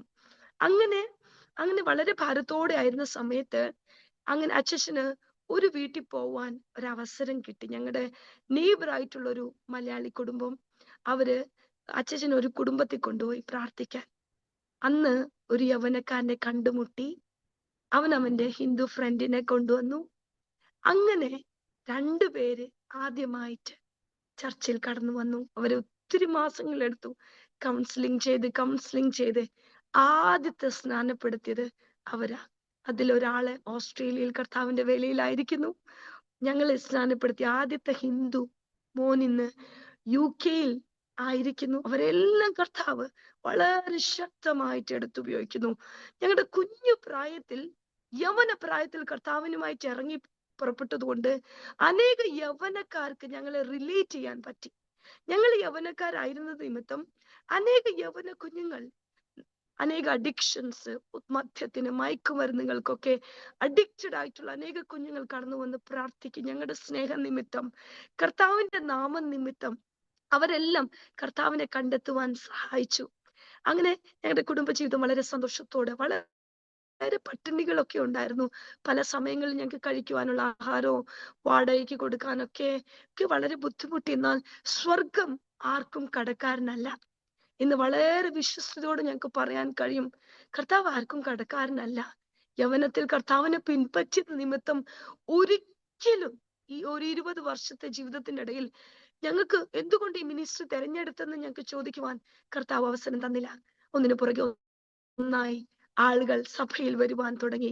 10 പേര് വന്നപ്പോഴത്തേനും ഞങ്ങളുടെ റൂമിൽ ഇരിക്കാൻ ഇനി സ്ഥലമില്ല. കട്ടിലേലിൽ ഇരുന്നു, തറയിൽ ഇരുന്നു. 10 പേര് ഇരുന്നപ്പോഴത്തേനും ഞങ്ങളുടെ ഇരിക്കാൻ സ്ഥലമില്ല. അങ്ങനെ ഞങ്ങൾ 3500 രൂപയുള്ള ഒരു റൂമിലോട്ട്, 2 റൂമിലോട്ട് മാറി. അങ്ങനെ 7 സ്ഥലങ്ങൾ ഞങ്ങൾക്ക് മാറേണ്ടി വന്നു. കാരണം ചുറ്റുപാടുകൾ, നമ്മൾ ആരാധിക്കുമ്പോൾ ശബ്ദമൊക്കെ വരുമ്പോ ഒത്തിരി പേര് അതിനെ എതിർക്കാൻ തുടങ്ങി. കാരണം ഞങ്ങള് യൗവനക്കാരായി ഇവിടെ വന്നു, ചർച്ചിൽ ആൾക്കാർ വന്നു തുടങ്ങി, സ്നാനങ്ങൾ നടക്കാൻ തുടങ്ങി, സൺഡേ സ്കൂൾ മിനിസ്ട്രി തുടങ്ങി, യൗവനക്കാർ വരുന്നു, മീറ്റിങ്ങുകൾ നടക്കുന്നു. അങ്ങനെ ഞങ്ങളുടെ ഹൗസ് ഓണേഴ്സിന്റെ എല്ലാം പ്രോബ്ലം വന്ന് അങ്ങനെ 2010 വളരെ ആശ്ചര്യപ്പെടുത്ത രീതിയിൽ ഞങ്ങൾക്ക് കർത്താവ് ഒരു പാവപ്പെട്ട ഒരു വിധവയെ സഹായിക്കാനെ കൊണ്ട് റേഷൻ വാങ്ങിക്കാനായിട്ട് ഞങ്ങൾ കടന്നുപോയ സമയത്ത് അങ്ങനെ ഒരു ഏജന്റിനെ കണ്ടുമുട്ടുകയും ഒരു സ്ഥലത്തെ കുറിച്ച് പറയാനിടയായി. ഇങ്ങനെ ഒരു സ്ഥലമുണ്ട്, ക്രിസ്ത്യൻ മെഡിക്കൽ കോളേജിന് അടുത്ത് നടക്കാനുള്ള ദൂരത്തിൽ ഒരു 4 മിനിറ്റ് ഡിസ്റ്റൻസിൽ ഒരു സ്ഥലമുണ്ട്. അങ്ങനെ അന്ന് പറഞ്ഞപ്പോ ഞങ്ങളെ കൊണ്ട് താങ്ങാവുന്നതിലും വലിയൊരു എമൗണ്ട്. കാരണം അന്ന് വാടക കൊടുക്കാൻ ഭാരപ്പെടുന്ന ഒരു സമയമാണ്. പലരെയും കർത്താവ് കരുതി, പലരെയും കർത്താവ് ഉപയോഗിച്ചു. പലരും ഞങ്ങളുടെ ബുദ്ധിമുട്ടുകളിൽ, ഞങ്ങളുടെ നന്മയിലൊക്കെ കൂടെ നിന്നു. കർത്താവ് ലോകത്തിന്റെ പല ഭാഗങ്ങളിൽ നിന്ന് ഞങ്ങളെ സഹായിക്കാൻ കരങ്ങളെ കരുതി. അങ്ങനെ ഞങ്ങൾ വാടക കൊടുക്കാൻ ഭാരപ്പെടുന്ന ഒരു അവസ്ഥയിൽ വളരെ ഹ്യൂജ് ആയിട്ടുള്ള ഒരു എമൗണ്ട് ഞങ്ങൾക്ക് സ്ഥലം വാങ്ങിക്കാനുള്ള ഒരു സാഹചര്യം കടന്നു വന്നു.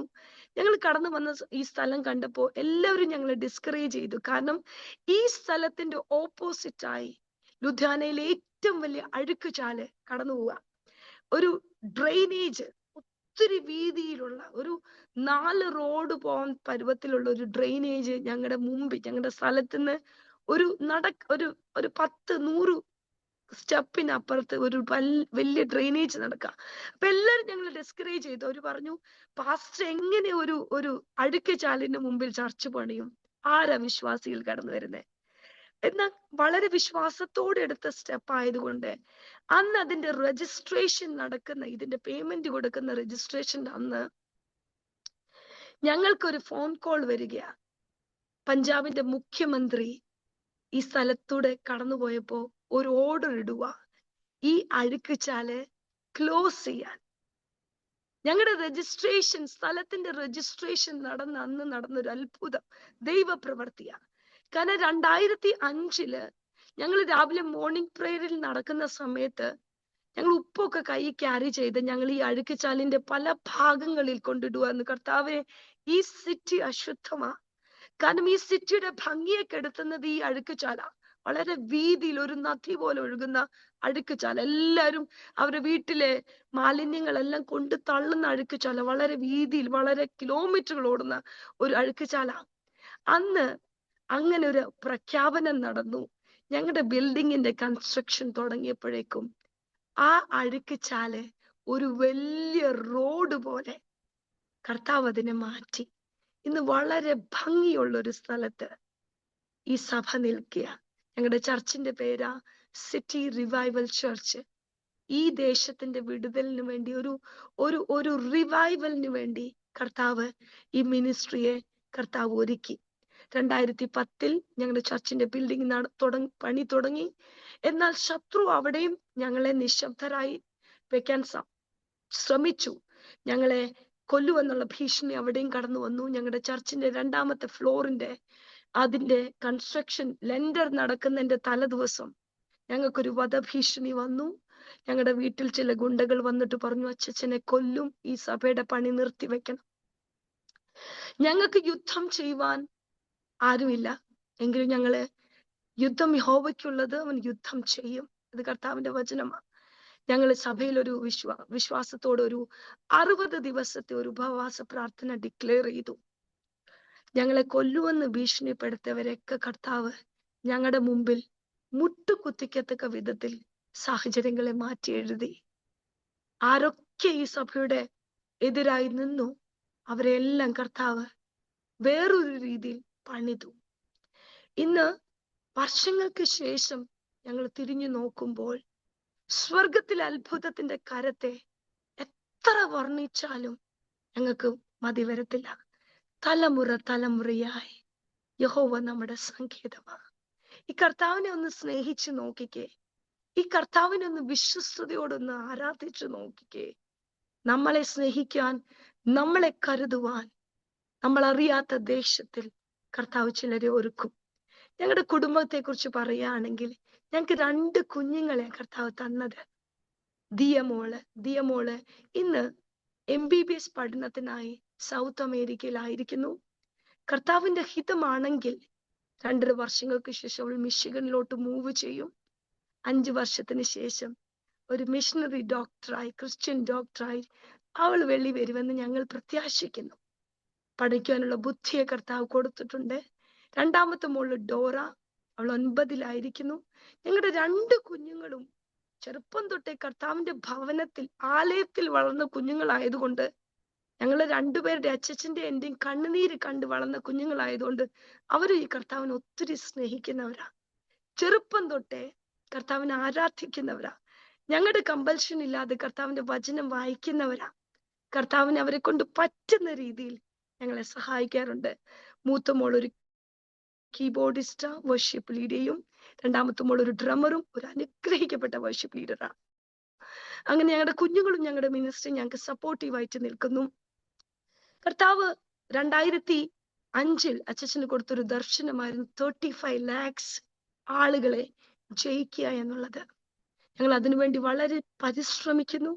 അനേകര് സ്നാനപ്പെട്ടു, സഭയോട് ചേർന്നു. ഇന്ന് ഞങ്ങൾക്ക് ഒരു 800 പേരോളം കൂടുന്ന ഒരു സഭയുണ്ട്. 3 സമയങ്ങളിലായിട്ട് ഞങ്ങളുടെ ചർച്ച് സർവീസ് നടക്കുന്നു. 2 ഹിന്ദി സർവീസ്, ഒരു ഇംഗ്ലീഷ് സർവീസ്. ഈ സഭയുടെ 2 ബ്രാഞ്ച് ചർച്ചസ് പഞ്ചാബിന്റെ 2 ഗ്രാമങ്ങളിൽ പ്രവർത്തിക്കുന്നുണ്ട്. ചില മിഷണറിമാര് ഞങ്ങളുടെ കൂടെ പ്രവർത്തിക്കുന്നുണ്ട്. ഞങ്ങളുടെ ചില വർഷങ്ങളിലോട്ട് പുറകോട്ട് ചിന്തിച്ചു നോക്കുമ്പോൾ ഞങ്ങളുടെ കുഞ്ഞുങ്ങളുടെയൊക്കെ ജീവിതത്തില് പലവിധമായ ഭാരങ്ങളൊക്കെ കടന്നു വന്നിട്ടുണ്ട്. മിനിസ്ട്രിയോട് അനുബന്ധിച്ച് വളരെ സാമ്പത്തിക ബുദ്ധിമുട്ടുകളിൽ കൂടെയൊക്കെ ഞങ്ങൾ കടന്നു പോയിട്ടുണ്ട്. ആ ദിവസങ്ങളിലൊക്കെ ചിന്തിച്ചിട്ടുമുണ്ട്, കർത്താവേ, ഞങ്ങൾ നിന്റെ വേലക്കാരായി വളരെ സന്തോഷത്തോടെ, ഞാനും അച്ഛനും എപ്പോഴും പറയുന്ന കാര്യമാണ്, we should serve the Lord with gladness. വളരെ സന്തോഷത്തോടെ കർത്താവിനെ സേവിക്കണം, പിറുപിറുത്തിട്ടല്ല. എന്തുകൊണ്ട്? കർത്താവെ, പാസ്റ്ററൽ മിനിസ്ട്രിയിൽ ഇറങ്ങി തിരിച്ചു ഒന്നില്ലെങ്കിൽ വേറൊരു ടെൻഷൻ എപ്പോഴും ഉണ്ട്. കാരണം നമ്മൾ രക്ഷിക്കപ്പെടുത്തിയ അല്ലെങ്കിൽ നമ്മൾ വിശ്വാസത്തിൽ കൊണ്ടുവന്ന അന്യജാതിയിൽ നിന്നുള്ള ആളുകളാണ് നമ്മളെ വിശ്വാസികളായിട്ട് കൂടുതലും ഉള്ളത്. അവരുടേതായ ഒത്തിരി പ്രശ്നങ്ങളുണ്ട്. അപ്പോ ഒന്നില്ലെങ്കിൽ വേറൊരു പ്രശ്നം എന്നും ഉണ്ട്. അങ്ങനെ ഞങ്ങളുടെ കുടുംബജീവിതത്തിൽ ഞങ്ങൾ ഓർക്കുന്ന ചില കാര്യങ്ങള് നിങ്ങളുമായിട്ട് പങ്കെടുക്കാൻ ആഗ്രഹിക്കുന്നു. 2.5 വയസ്സോ എൻ്റെ ദിയമോളുള്ള സമയത്ത് അച്ഛൻ മിനിസ്ട്രിക്ക് വേണ്ടി മലേഷ്യ എന്ന് പറഞ്ഞ അച്ഛൻ പഠിച്ച സ്ഥലത്ത് കടന്നുപോയി. അവിടെ ശുശ്രൂഷയ്ക്ക് വേണ്ടി കടന്നുപോയി. അച്ഛൻ കടന്നുപോയ അന്ന് രാത്രിയിൽ എൻ്റെ മൂത്ത മോൾക്ക് പനി കയറി പിടിച്ചു.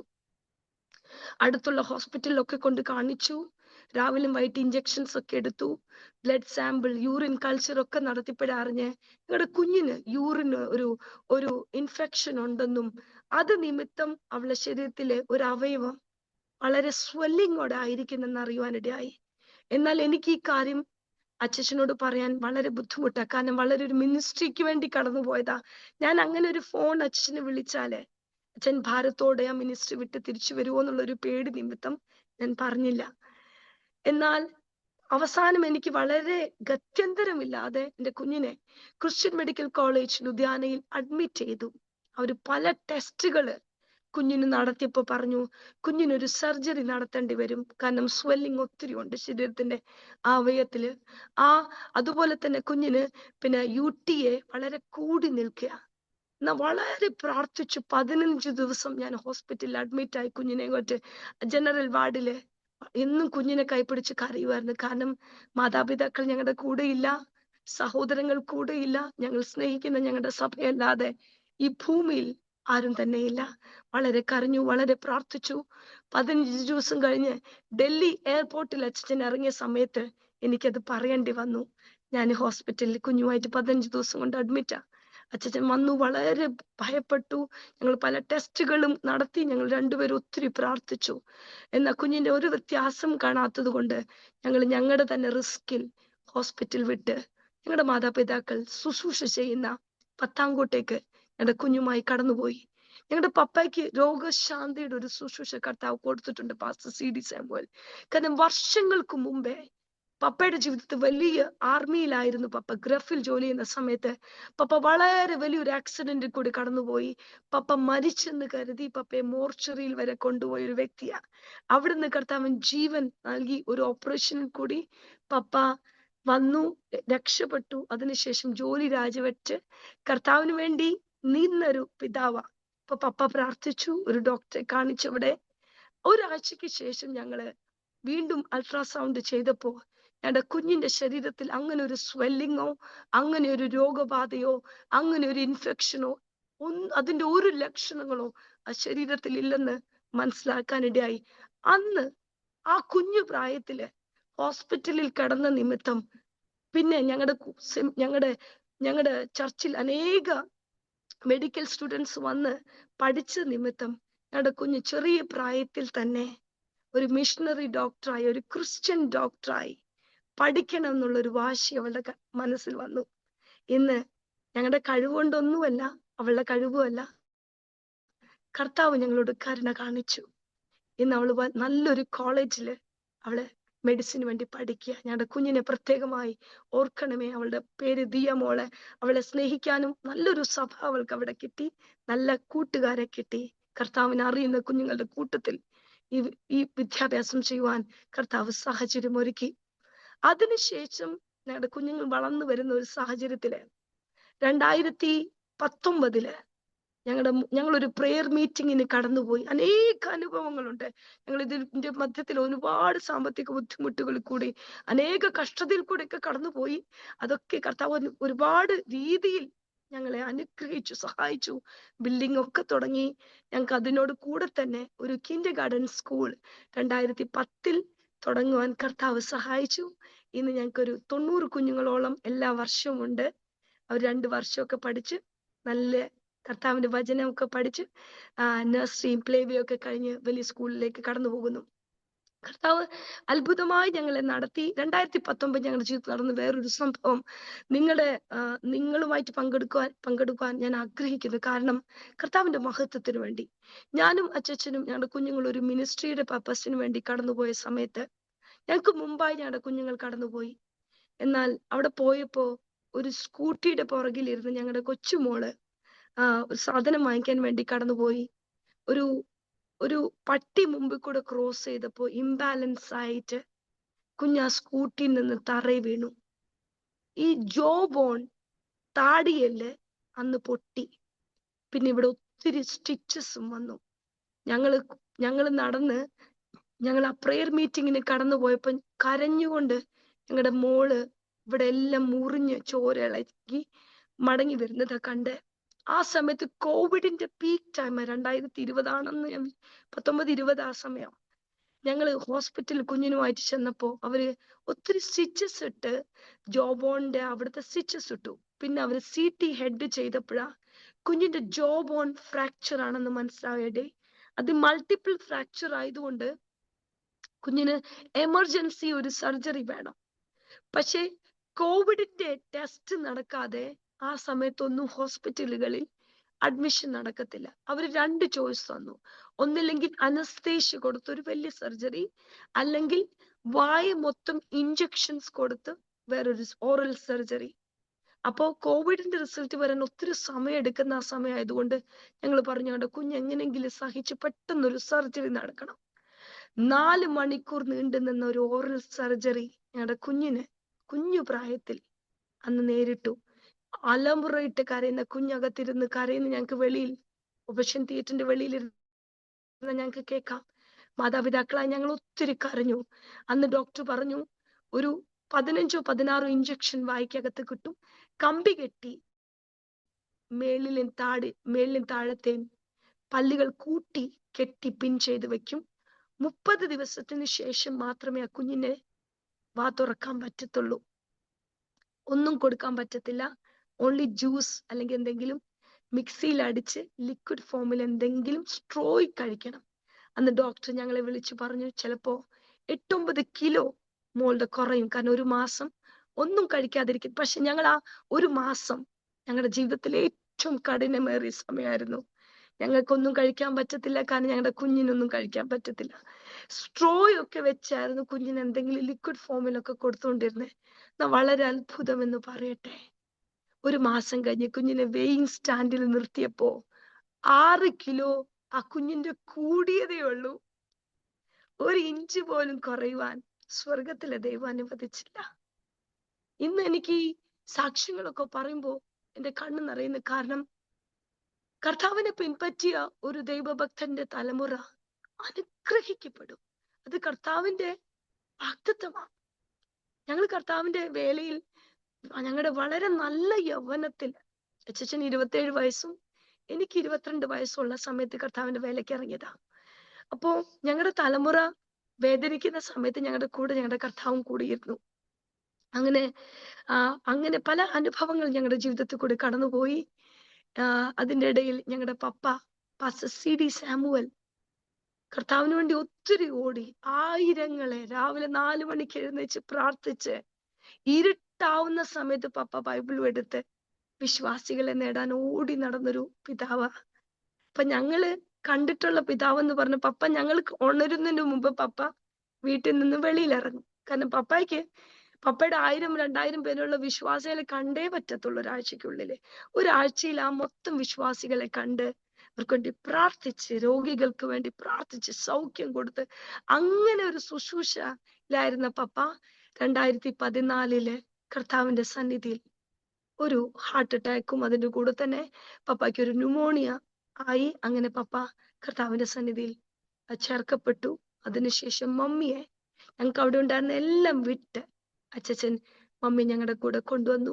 മമ്മി ഞങ്ങളുടെ കൂടെ ആയിരുന്നതും ഞങ്ങൾക്ക് വേണ്ടി ഒരു വലിയ അനുഗ്രഹമായിരുന്നു. പ്രാർത്ഥിക്കുന്ന മാതാപിതാക്കൾ ഉള്ളതാ നമ്മുടെ ജീവിതത്തിലെ ഏറ്റവും അനുഗ്രഹം എന്ന് ഞങ്ങളുടെ മാതാപിതാക്കളുടെ ജീവിതത്തിൽ കൂടെ എനിക്ക് പറയാൻ കഴിയും. ഇന്ന് നമുക്ക് നമ്മുടെ തലമുറയ്ക്ക് കൊടുക്കാൻ ധനമോ സമ്പത്തോ പണമോ പ്രതാപമോ നല്ല വസ്ത്രങ്ങളോ ഒന്നുമില്ലെങ്കിലും അവരുടെ പുറകെ നമുക്ക് കണ്ണുനീരോടെ പ്രാർത്ഥിക്കുവാൻ കഴിയുമെങ്കിൽ സ്വർഗത്തിലെ ദൈവം സങ്കീർത്തനത്തിൽ പറയുന്നത് പോലെ നീതിമാന്റെ സന്തതി അപ്പം ഇരക്കുന്നതോ തുണയില്ലാതെ ഭാരപ്പെടുന്നതോ കണ്ടിട്ടില്ലെന്ന് ദൈവത്തിന്റെ വാഗ്ദത്തമാണ്.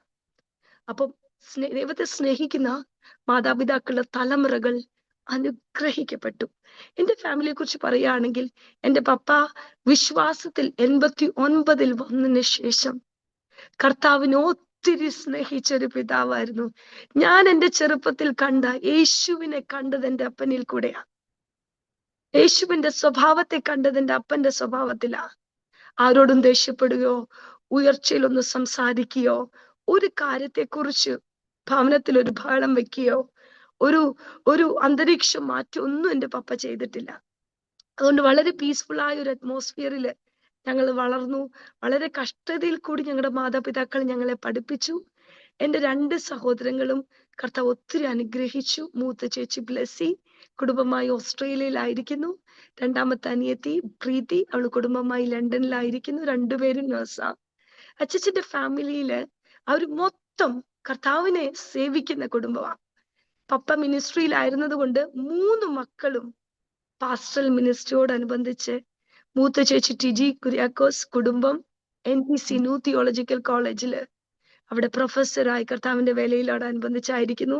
രണ്ടാമത്തെ ചേച്ചി ജിജി കുടുംബം അവരും പാസ്റ്ററൽ മിനിസ്ട്രിയോടനുബന്ധിച്ച് പഞ്ചാബിലായിരിക്കുന്നു. ഞങ്ങൾ ഇവിടെ ലുധിയാനയിലായിരിക്കുന്നു.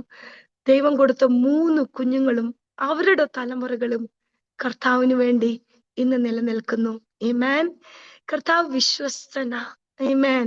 നമ്മുടെ ജീവിതത്തിൽ എടുക്കുന്ന തീരുമാനങ്ങൾ കർത്താവ് ഒന്നും നമ്മുടെ ചെറിയ തുടക്കത്തെ ഒരിക്കലും തുച്ഛീകരിക്കാത്ത കർത്താവാ. കർത്താവിനെ സേവിച്ചൊരു ദൈവഭക്തന്റെ തലമുറകൾ ഇന്ന് കർത്താവിൽ പ്രസിദ്ധരാ. ആമേൻ. പ്രസിദ്ധരാണെന്ന് പറഞ്ഞതിന്റെ കാരണം കർത്താവിന്റെ വയൽ പ്രദേശത്താ അനേക ജീവിതങ്ങളെ തീയിൽ നിന്ന് വലിച്ചെടുക്കുന്ന കുടുംബങ്ങളാ. ഞങ്ങൾ 3 കുടുംബങ്ങളും കർത്താവിന്റെ വേലയിലാ. അതുകൊണ്ട് മാതാപിതാക്കൾ 2 പേരും കഴിഞ്ഞ വർഷം ഞങ്ങളുടെ മമ്മി ഒരു ഹാർട്ട് അറ്റാക്ക് ആയി. മമ്മി കർത്താവിന്റെ സന്നിധിയിൽ ചേർക്കപ്പെട്ടു. എൻ്റെ പിതാവ് ചില വർഷങ്ങൾക്ക് മുമ്പേ കർത്താവിന്റെ സന്നിധിയിൽ ഒരു ന്യൂമോണിയ ബാധിച്ച് എൻ്റെ പിതാവും കർത്തസന്നിധി ചേർക്കപ്പെട്ടു.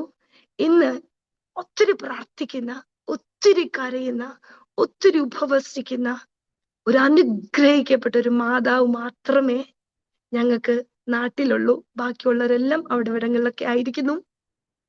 എന്നും ആ മാതാപിതാക്കളുടെ അനുഗ്രഹവും പ്രാർത്ഥനയും ഞങ്ങൾക്കൊരു അനുഗ്രഹമാണ്. പിന്നെ ചില കാര്യങ്ങൾ പറയാൻ ആഗ്രഹിക്കുന്നത്, കർത്താവ് ഈ പഞ്ചാബിൽ കടന്നു വന്ന സമയത്ത് ഞങ്ങൾക്ക് ലാംഗ്വേജ് അറിയത്തില്ല, ഹിന്ദി. എൻ്റെ പപ്പ സാഗറിലായിരുന്നത് കൊണ്ട് വെക്കേഷൻ സമയത്തൊക്കെ കടന്നുപോയ സമയത്തൊക്കെ ഹിന്ദി കുറച്ച് വേർഡ്സ് ഒക്കെ അറിയാം. എന്നാൽ ഒരു കംപ്ലീറ്റ് സെന്റൻസ് പറയാനോ ഒന്ന് പ്രാർത്ഥിക്കാനൊന്നും ഹിന്ദിയിൽ അറിയത്തില്ല. എൻ്റെ അച്ഛച്ചന് ഹിന്ദി അറിയായിരുന്നു. കാരണം അവർ മിനിസ്ട്രിയിലായിരുന്നത് കൊണ്ട് അച്ഛച്ചന് ഹിന്ദി അറിയായിരുന്നു. പക്ഷേ എനിക്ക് ഹിന്ദി അറിയത്തില്ല. ആ ദിവസങ്ങളിൽ എനിക്ക് ക്രിസ്ത്യൻ മെഡിക്കൽ കോളേജ് ലുധിയാനയിലെ ഒരു ചാപ്ലൻസി ഡിപ്പാർട്ട്മെന്റില് എനിക്ക് സ്റ്റുഡന്റ് ചാപ്ലൈനായിട്ട് എനിക്ക് ജോലി കിട്ടി. 3 വർഷം ഞാൻ അവിടെ ക്രിസ്ത്യൻ മെഡിക്കൽ കോളേജിൽ ചാപ്ലൈനായിട്ട് ജോലി ചെയ്തു. കർത്താവ് അനേക കുഞ്ഞുങ്ങളെ കൗൺസിൽ ചെയ്യാനും പ്രാർത്ഥിക്കാനും ഒക്കെ കർത്താവ് സഹായിച്ചു. അങ്ങനെ ഞങ്ങളുടെ കർത്താവ് ഈ സിറ്റിയിൽ ഞങ്ങളെ ചെറുതായി പണിയാൻ തുടങ്ങി. എൻ്റെ ചെറുപ്പം തൊട്ടേ ഉള്ളൊരു ആഗ്രഹമായിരുന്നു എനിക്ക് പാടണം. കാരണം കുഞ്ഞിലെ തൊട്ട് എൻ്റെ പപ്പ ഒത്തിരി എൻകറേജ് ചെയ്യും, മമ്മി ഒത്തിരി എൻകറേജ് ചെയ്യും. ചർച്ചിലൊക്കെ പാടാനൊക്കെ ഉള്ള സാഹചര്യങ്ങളൊക്കെ ഉണ്ടായിരുന്നു. അങ്ങനെ എൻ്റെ കുഞ്ഞിലെ തൊട്ട് ബക്കറ്റൊക്കെ തലേക്ക് അമർത്തി നിർത്തി അവനെ വെച്ച് പാടുമായിരുന്നു. കാരണം അതിനകത്ത് ശബ്ദം നല്ല എക്കോയിൽ വരും. അപ്പൊ ഞങ്ങള് അങ്ങനെയൊക്കെ വീടിന്റെ സ്റ്റെപ്പേ കയറി നിന്ന് സ്റ്റേജ് ആക്കി അതിന്റെ മേളിൽ കയറുന്ന് പാടും. അങ്ങനെ കിട്ടുന്ന അവസരങ്ങളൊക്കെ സാക്ഷ്യത്തിന് മുമ്പെന്ന് പാടും, ചർച്ചിലെ PIPക്ക് പാടും. അങ്ങനെയൊക്കെ കർത്താവിന് വേണ്ടി പാടണം എന്നുള്ള എൻ്റെ വലിയൊരു ആഗ്രഹമായിരുന്നു. ഞാൻ വിവാഹം കഴിച്ച എൻ്റെ ഹസ്ബൻഡ് പാസ്റ്റർ AB സാമുവലും എന്നെ ഒത്തിരി എൻകറേജ് ചെയ്യുന്ന ഒരു ദൈവഭൃത്യനാ.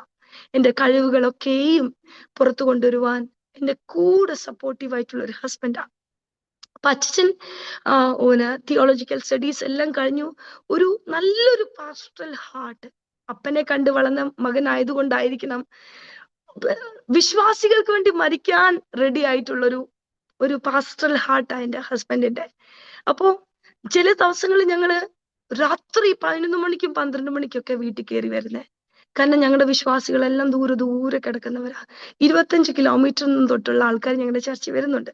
അപ്പൊ നമ്മൾ വിശ്വാസത്തിൽ കൊണ്ടുവന്നായതുകൊണ്ട് അവരുടെ നന്മകളിലും അവരുടെ വേദനയിലും അവരുടെ ദുഃഖത്തിലും അവരുടെ രോഗത്തിലും ഞങ്ങൾ എപ്പോഴും അവിടെ ഉണ്ടാവണം എന്ന് അവർ പ്രതീക്ഷിക്കുന്നുണ്ട്. അപ്പൊ ഈ ദിവസങ്ങളിലൊന്ന് ആ സമയത്ത് എൻ്റെ ഒരു കുഞ്ഞു സാക്ഷ്യം, അത് ചിലർക്ക് ഒരു അനുഗ്രഹമാണെന്ന് ഓർത്ത് ഞാൻ പറയുക, എൻ്റെ പുകഴ്ചയ്ക്കല്ല, പുകഴുവാൻ ഒന്നുമില്ല. ശബ്ദം കർത്താവിൻ്റെതാ. ഈ പ്രാണനും ഈ ജീവനും എല്ലാം കർത്താവിന്റെ. ആയുസിന്റെ കണ്ണടയ്ക്കുന്നത് വരെ ഈ കർത്താവിന് വേണ്ടി പ്രാർത്ഥിക്കണം, കർത്താവിന് വേണ്ടി നിൽക്കണം എന്നുള്ളൊരു ആഗ്രഹം മാത്രമേ ഉള്ളൂ. ആ ദിവസങ്ങളില അന്ത്യകാല അഭിഷേകം എന്നുള്ള തീ പോലെ ഇറങ്ങണമെന്നുള്ള പാട്ട് പാസ്റ്റർ രജി നാരായണന്റെ വളരെ അനുഗ്രഹിക്കപ്പെട്ട പാട്ട് ഇറങ്ങി. അപ്പൊ അത് കേട്ടപ്പോ തൊട്ട് എൻ്റെ മനസ്സിലൊരു ആഗ്രഹം, എനിക്ക് ഇതിന്റെ ഹിന്ദി വേർഷൻ പാടണം. പക്ഷെ അതിനു വേണ്ടുന്ന ഒരു സാഹചര്യങ്ങളും നമുക്കില്ല. അങ്ങനെ ഞങ്ങൾ ഒത്തിരി സ്നേഹിക്കുന്ന ഞങ്ങളുടെ ഒരു ഭയ്യ, ആ സതീഷ് ഭയ്യ എന്ന് പറയും, ആ ഭയ്യയുടെ ഉദയപൂരിലുള്ള ഒരു ഭയ്യക്ക് ഞാൻ ഈ പാട്ട് അയച്ചു കൊടുത്തു. പറഞ്ഞു, ഭയ്യ ഇതിന്റെ ഒരു ട്രാൻസ്ലേഷൻ ഭയ്യ ഒന്ന് എനിക്ക് എഴുതി തരാം. അപ്പൊ ഞാൻ അങ്ങനെ ഒന്ന് ചർച്ച നിന്ന് പാടണം, കാരണം എനിക്ക് അത് ഒത്തിരി അങ്ങ് ഇഷ്ടപ്പെട്ടു. ഒത്തിരി ഭംഗിയായിട്ട് അത് പാടിയേക്കുന്നേ. ആ കുറച്ചുള്ളിൽ തന്നെ ആ കൺവെൻഷനുകളിലൊക്കെ അത് പാടി ഭയങ്കര പോപ്പുലറുമായി. അതൊരു ഭയങ്കര അഗ്നിയുള്ള ഒരു പാട്ടായിട്ട് അത് മാറിയപ്പോ എനിക്കത് പാടണം. അങ്ങനെ കർത്താവിന് നമ്മുടെ ആഗ്രഹങ്ങളൊക്കെ അറിയാം. ഭയ്യ എനിക്കതൊരു ട്രാൻസ്ലേറ്റ് ചെയ്ത് ചർച്ചിൽ ചുമ്മാ സ്റ്റേജിൽ നിന്നൊരു മൈക്കും എടുത്ത് ഞാൻ അത് പാടി യൂട്യൂബിൽ അപ്ലോഡ് ചെയ്തു. അത് പാസ്റ്റർ രജി നാരായൺ പാസ്റ്റർ അത് ശ്രദ്ധിച്ചു. അങ്ങനെ എനിക്ക് ഹിന്ദിയില് അന്ത്യകാല അഭിഷേകത്തിന്റെ അഗ്നി സമാൻ ഉത്തറ എന്നുള്ള പാട്ട് പാടുവാനുള്ള സാഹചര്യം കർത്താവ് തന്നു. ഇന്ന് അത് മില്യൺസ് ആൻഡ് മില്യൺസ് വ്യൂവേഴ്സ് ഉള്ള ഒരു പാട്ടായി. ഇന്നും പഞ്ചാബിലും പല നോർത്ത് ഇന്ത്യൻ സ്റ്റേറ്റുകളിലും ആ പാട്ട് പാടാൻ തുടങ്ങുമ്പോൾ തന്നെ സ്വർഗത്തിലെ അഗ്നി ഇറങ്ങുന്ന ഒരു പാട്ടാണ്. അത് പാടാൻ സഹായിച്ചു. അതുപോലെ ആ സമയത്ത് ഇറങ്ങിയൊരു പാട്ടായിരുന്നു അഭിഷേകത്തോട് അധികാരത്തോട് ഒരു തലമുറ എഴുന്നേൽക്കട്ടെ. അത് പാസ്റ്റർ ബിനി ജോയ് എഴുതിയ പാട്ടിന്റെ ഹിന്ദി വേർഷൻ എനിക്ക് പാടാൻ പറ്റി. അതുപോലെ തന്നെ യേശു ഒരു വാതിൽ തുറന്നാൽ ആർക്കും അടപ്പാൻ കഴിയത്തില്ല എന്നുള്ള മലയാളം പാട്ട് പാസ്റ്റർ സാബു ചെറിയാന്റെ, അതിന്റെ ഹിന്ദി വേർഷൻ പാടാൻ കർത്താവ് സഹായിച്ചു. പിന്നെ യേശുവിൻ നാമത്തിൽ ആരാധന, അതുപോലെ തന്നെ നമ്മുടെ റെജി പാസ്റ്ററിന്റെ ഒരു വാക്കുമതി എനിക്ക് അത് മതിയേ എന്നുള്ള പാട്ടിന്റെ ഹിന്ദി, അതുപോലെ തന്നെ എന്നെ നന്നായി അറിയും എന്നെ നന്നായി പുലർത്തും എന്നുള്ള പാട്ടിന്റെ ഹിന്ദി. അങ്ങനെ പല ദേവദാസന്മാരുടെ പാട്ടുകളൊക്കെ പാടാൻ എനിക്ക് കർത്താവ് സാഹചര്യം ഒരുക്കി. അതൊന്നും എൻ്റെ പുകഴ്ചയല്ല, ശബ്ദത്തിന്റെ ക്വാളിറ്റി അല്ല, ഒന്നുമല്ല. കർത്താവ് എന്നിൽ പകർന്ന ഒരു അഭിഷേകം കർത്താവ് ചിലരുടെയെങ്കിലും ജീവിതത്തിൽ ഒരു അനുഗ്രഹമാക്കാൻ കർത്താവ് സഹായിച്ചു. ചില ദാസന്മാരുടെ ചില പാട്ടുകളൊക്കെ പാടാൻ കർത്താവ് എന്നെ സാഹചര്യം ഒരുക്കി. ആമേൻ. ഞാൻ പറഞ്ഞു വന്നൊരു കാര്യം, ഞാൻ 2005 ഇവിടെ വന്ന് സ്റ്റുഡൻസിനോടൊക്കെ സംസാരിക്കുകയും അവര് ചാപ്പലൊക്കെ ലീഡ് ചെയ്യുമ്പോ ഞാൻ വാ തുറന്ന് ഹിന്ദി പറയും, എല്ലാരും കൂടി ഇരുന്ന് ചിരിക്കാൻ തുടങ്ങും. കാരണം ഞാൻ പറയുന്ന എല്ലാം ബ്രോക്കൺ ഹിന്ദിയാ. കാരണം അതിനകത്തൊരു ഗ്രാമർ മിസ്റ്റേക്ക് ഉണ്ട്. അന്ന് ഞാൻ ദൈവസന്നിധി പ്രാർത്ഥിച്ചൊരു വിഷയമാണ്, കർത്താവേ ഒരു സമയം അങ്ങനെ വരും, ചില ദൈവദാസന്മാർക്ക് വേണ്ടി ട്രാൻസ്ലേറ്റ് ചെയ്യുന്ന ഒരു മിനിസ്ട്രി കർത്താവ് എനിക്ക് തരണം. ഈ ഭാഷ നീ എന്നെ പഠിപ്പിക്കണം. ഞാൻ കർത്താവിനോട് പറഞ്ഞൊരു കാര്യം, കർത്താവേ ഇന്ന് എന്റെ ഭാഷ കേട്ട് പലരും ചിരിക്കുകയും എന്റെ പുറകിൽ ചിരിക്കുകയും എന്നെ കളിയാക്കും. കാരണം നമ്മൾ വാ തുറന്ന് പറയുമ്പോൾ നാട്ടിലെ മലയാളം ഹിന്ദിയാണ്, പകുതി മലയാളം പകുതി ഹിന്ദി, കായും കൂയും എല്ലാം അങ്ങോട്ടും ഇങ്ങോട്ടും മാറ്റി, ഗ്രാമർ ഇല്ലാത്ത ഹിന്ദി. പക്ഷെ ഞാൻ അന്ന് പ്രാർത്ഥിച്ചു, കർത്താവേ ഈ ഭാഷ എന്നെ പഠിപ്പിക്കണേ, ഈ ഭാഷയിൽ പ്രസംഗിക്കാൻ, ഈ ഭാഷയിൽ പ്രാർത്ഥിക്കാൻ, ഈ ഭാഷയിൽ ട്രാൻസ്ലേറ്റ് ചെയ്യുവാൻ കർത്താവ് സഹായിക്കണേ. വർഷങ്ങൾക്ക് ശേഷം അനേക ദൈവദാസന്മാർക്ക് ട്രാൻസ്ലേറ്റ് ചെയ്യുവാനുള്ള ദൈവകൃപ കർത്താവ് എന്നെ സഹായിച്ചു. ഞാൻ ഈ സാക്ഷ്യത്തിൽ കൂടെയൊക്കെ പറയാൻ ആഗ്രഹിക്കുന്നത്, അല്പബുദ്ധിയെ ജ്ഞാനിയാക്കുവാൻ സ്വർഗത്തിലെ ദൈവത്തിന് കഴിയും. ആമേൻ. നമ്മുടെ മിടുക്കല്ല കർത്താവിന് വേണ്ട. നമ്മൾ അവൈലബിൾ ആണെങ്കിൽ കർത്താവ് നമ്മളെ എടുത്തുപയോഗിക്കാൻ ഇന്നും വിശ്വസ്തന. ഞാനും എൻ്റെ ഹസ്ബൻഡും എപ്പോഴും ചിന്തിക്കുന്ന ഒരു കാര്യമാ, ഒരു ലേസി വ്യക്തിയെ കൊണ്ട്, അലസനായിരിക്കുന്ന ഒരു വ്യക്തിയെ കൊണ്ട് കർത്താവ് തന്റെ ബിസിനസ് ചെയ്യിപ്പിക്കത്തില്ല.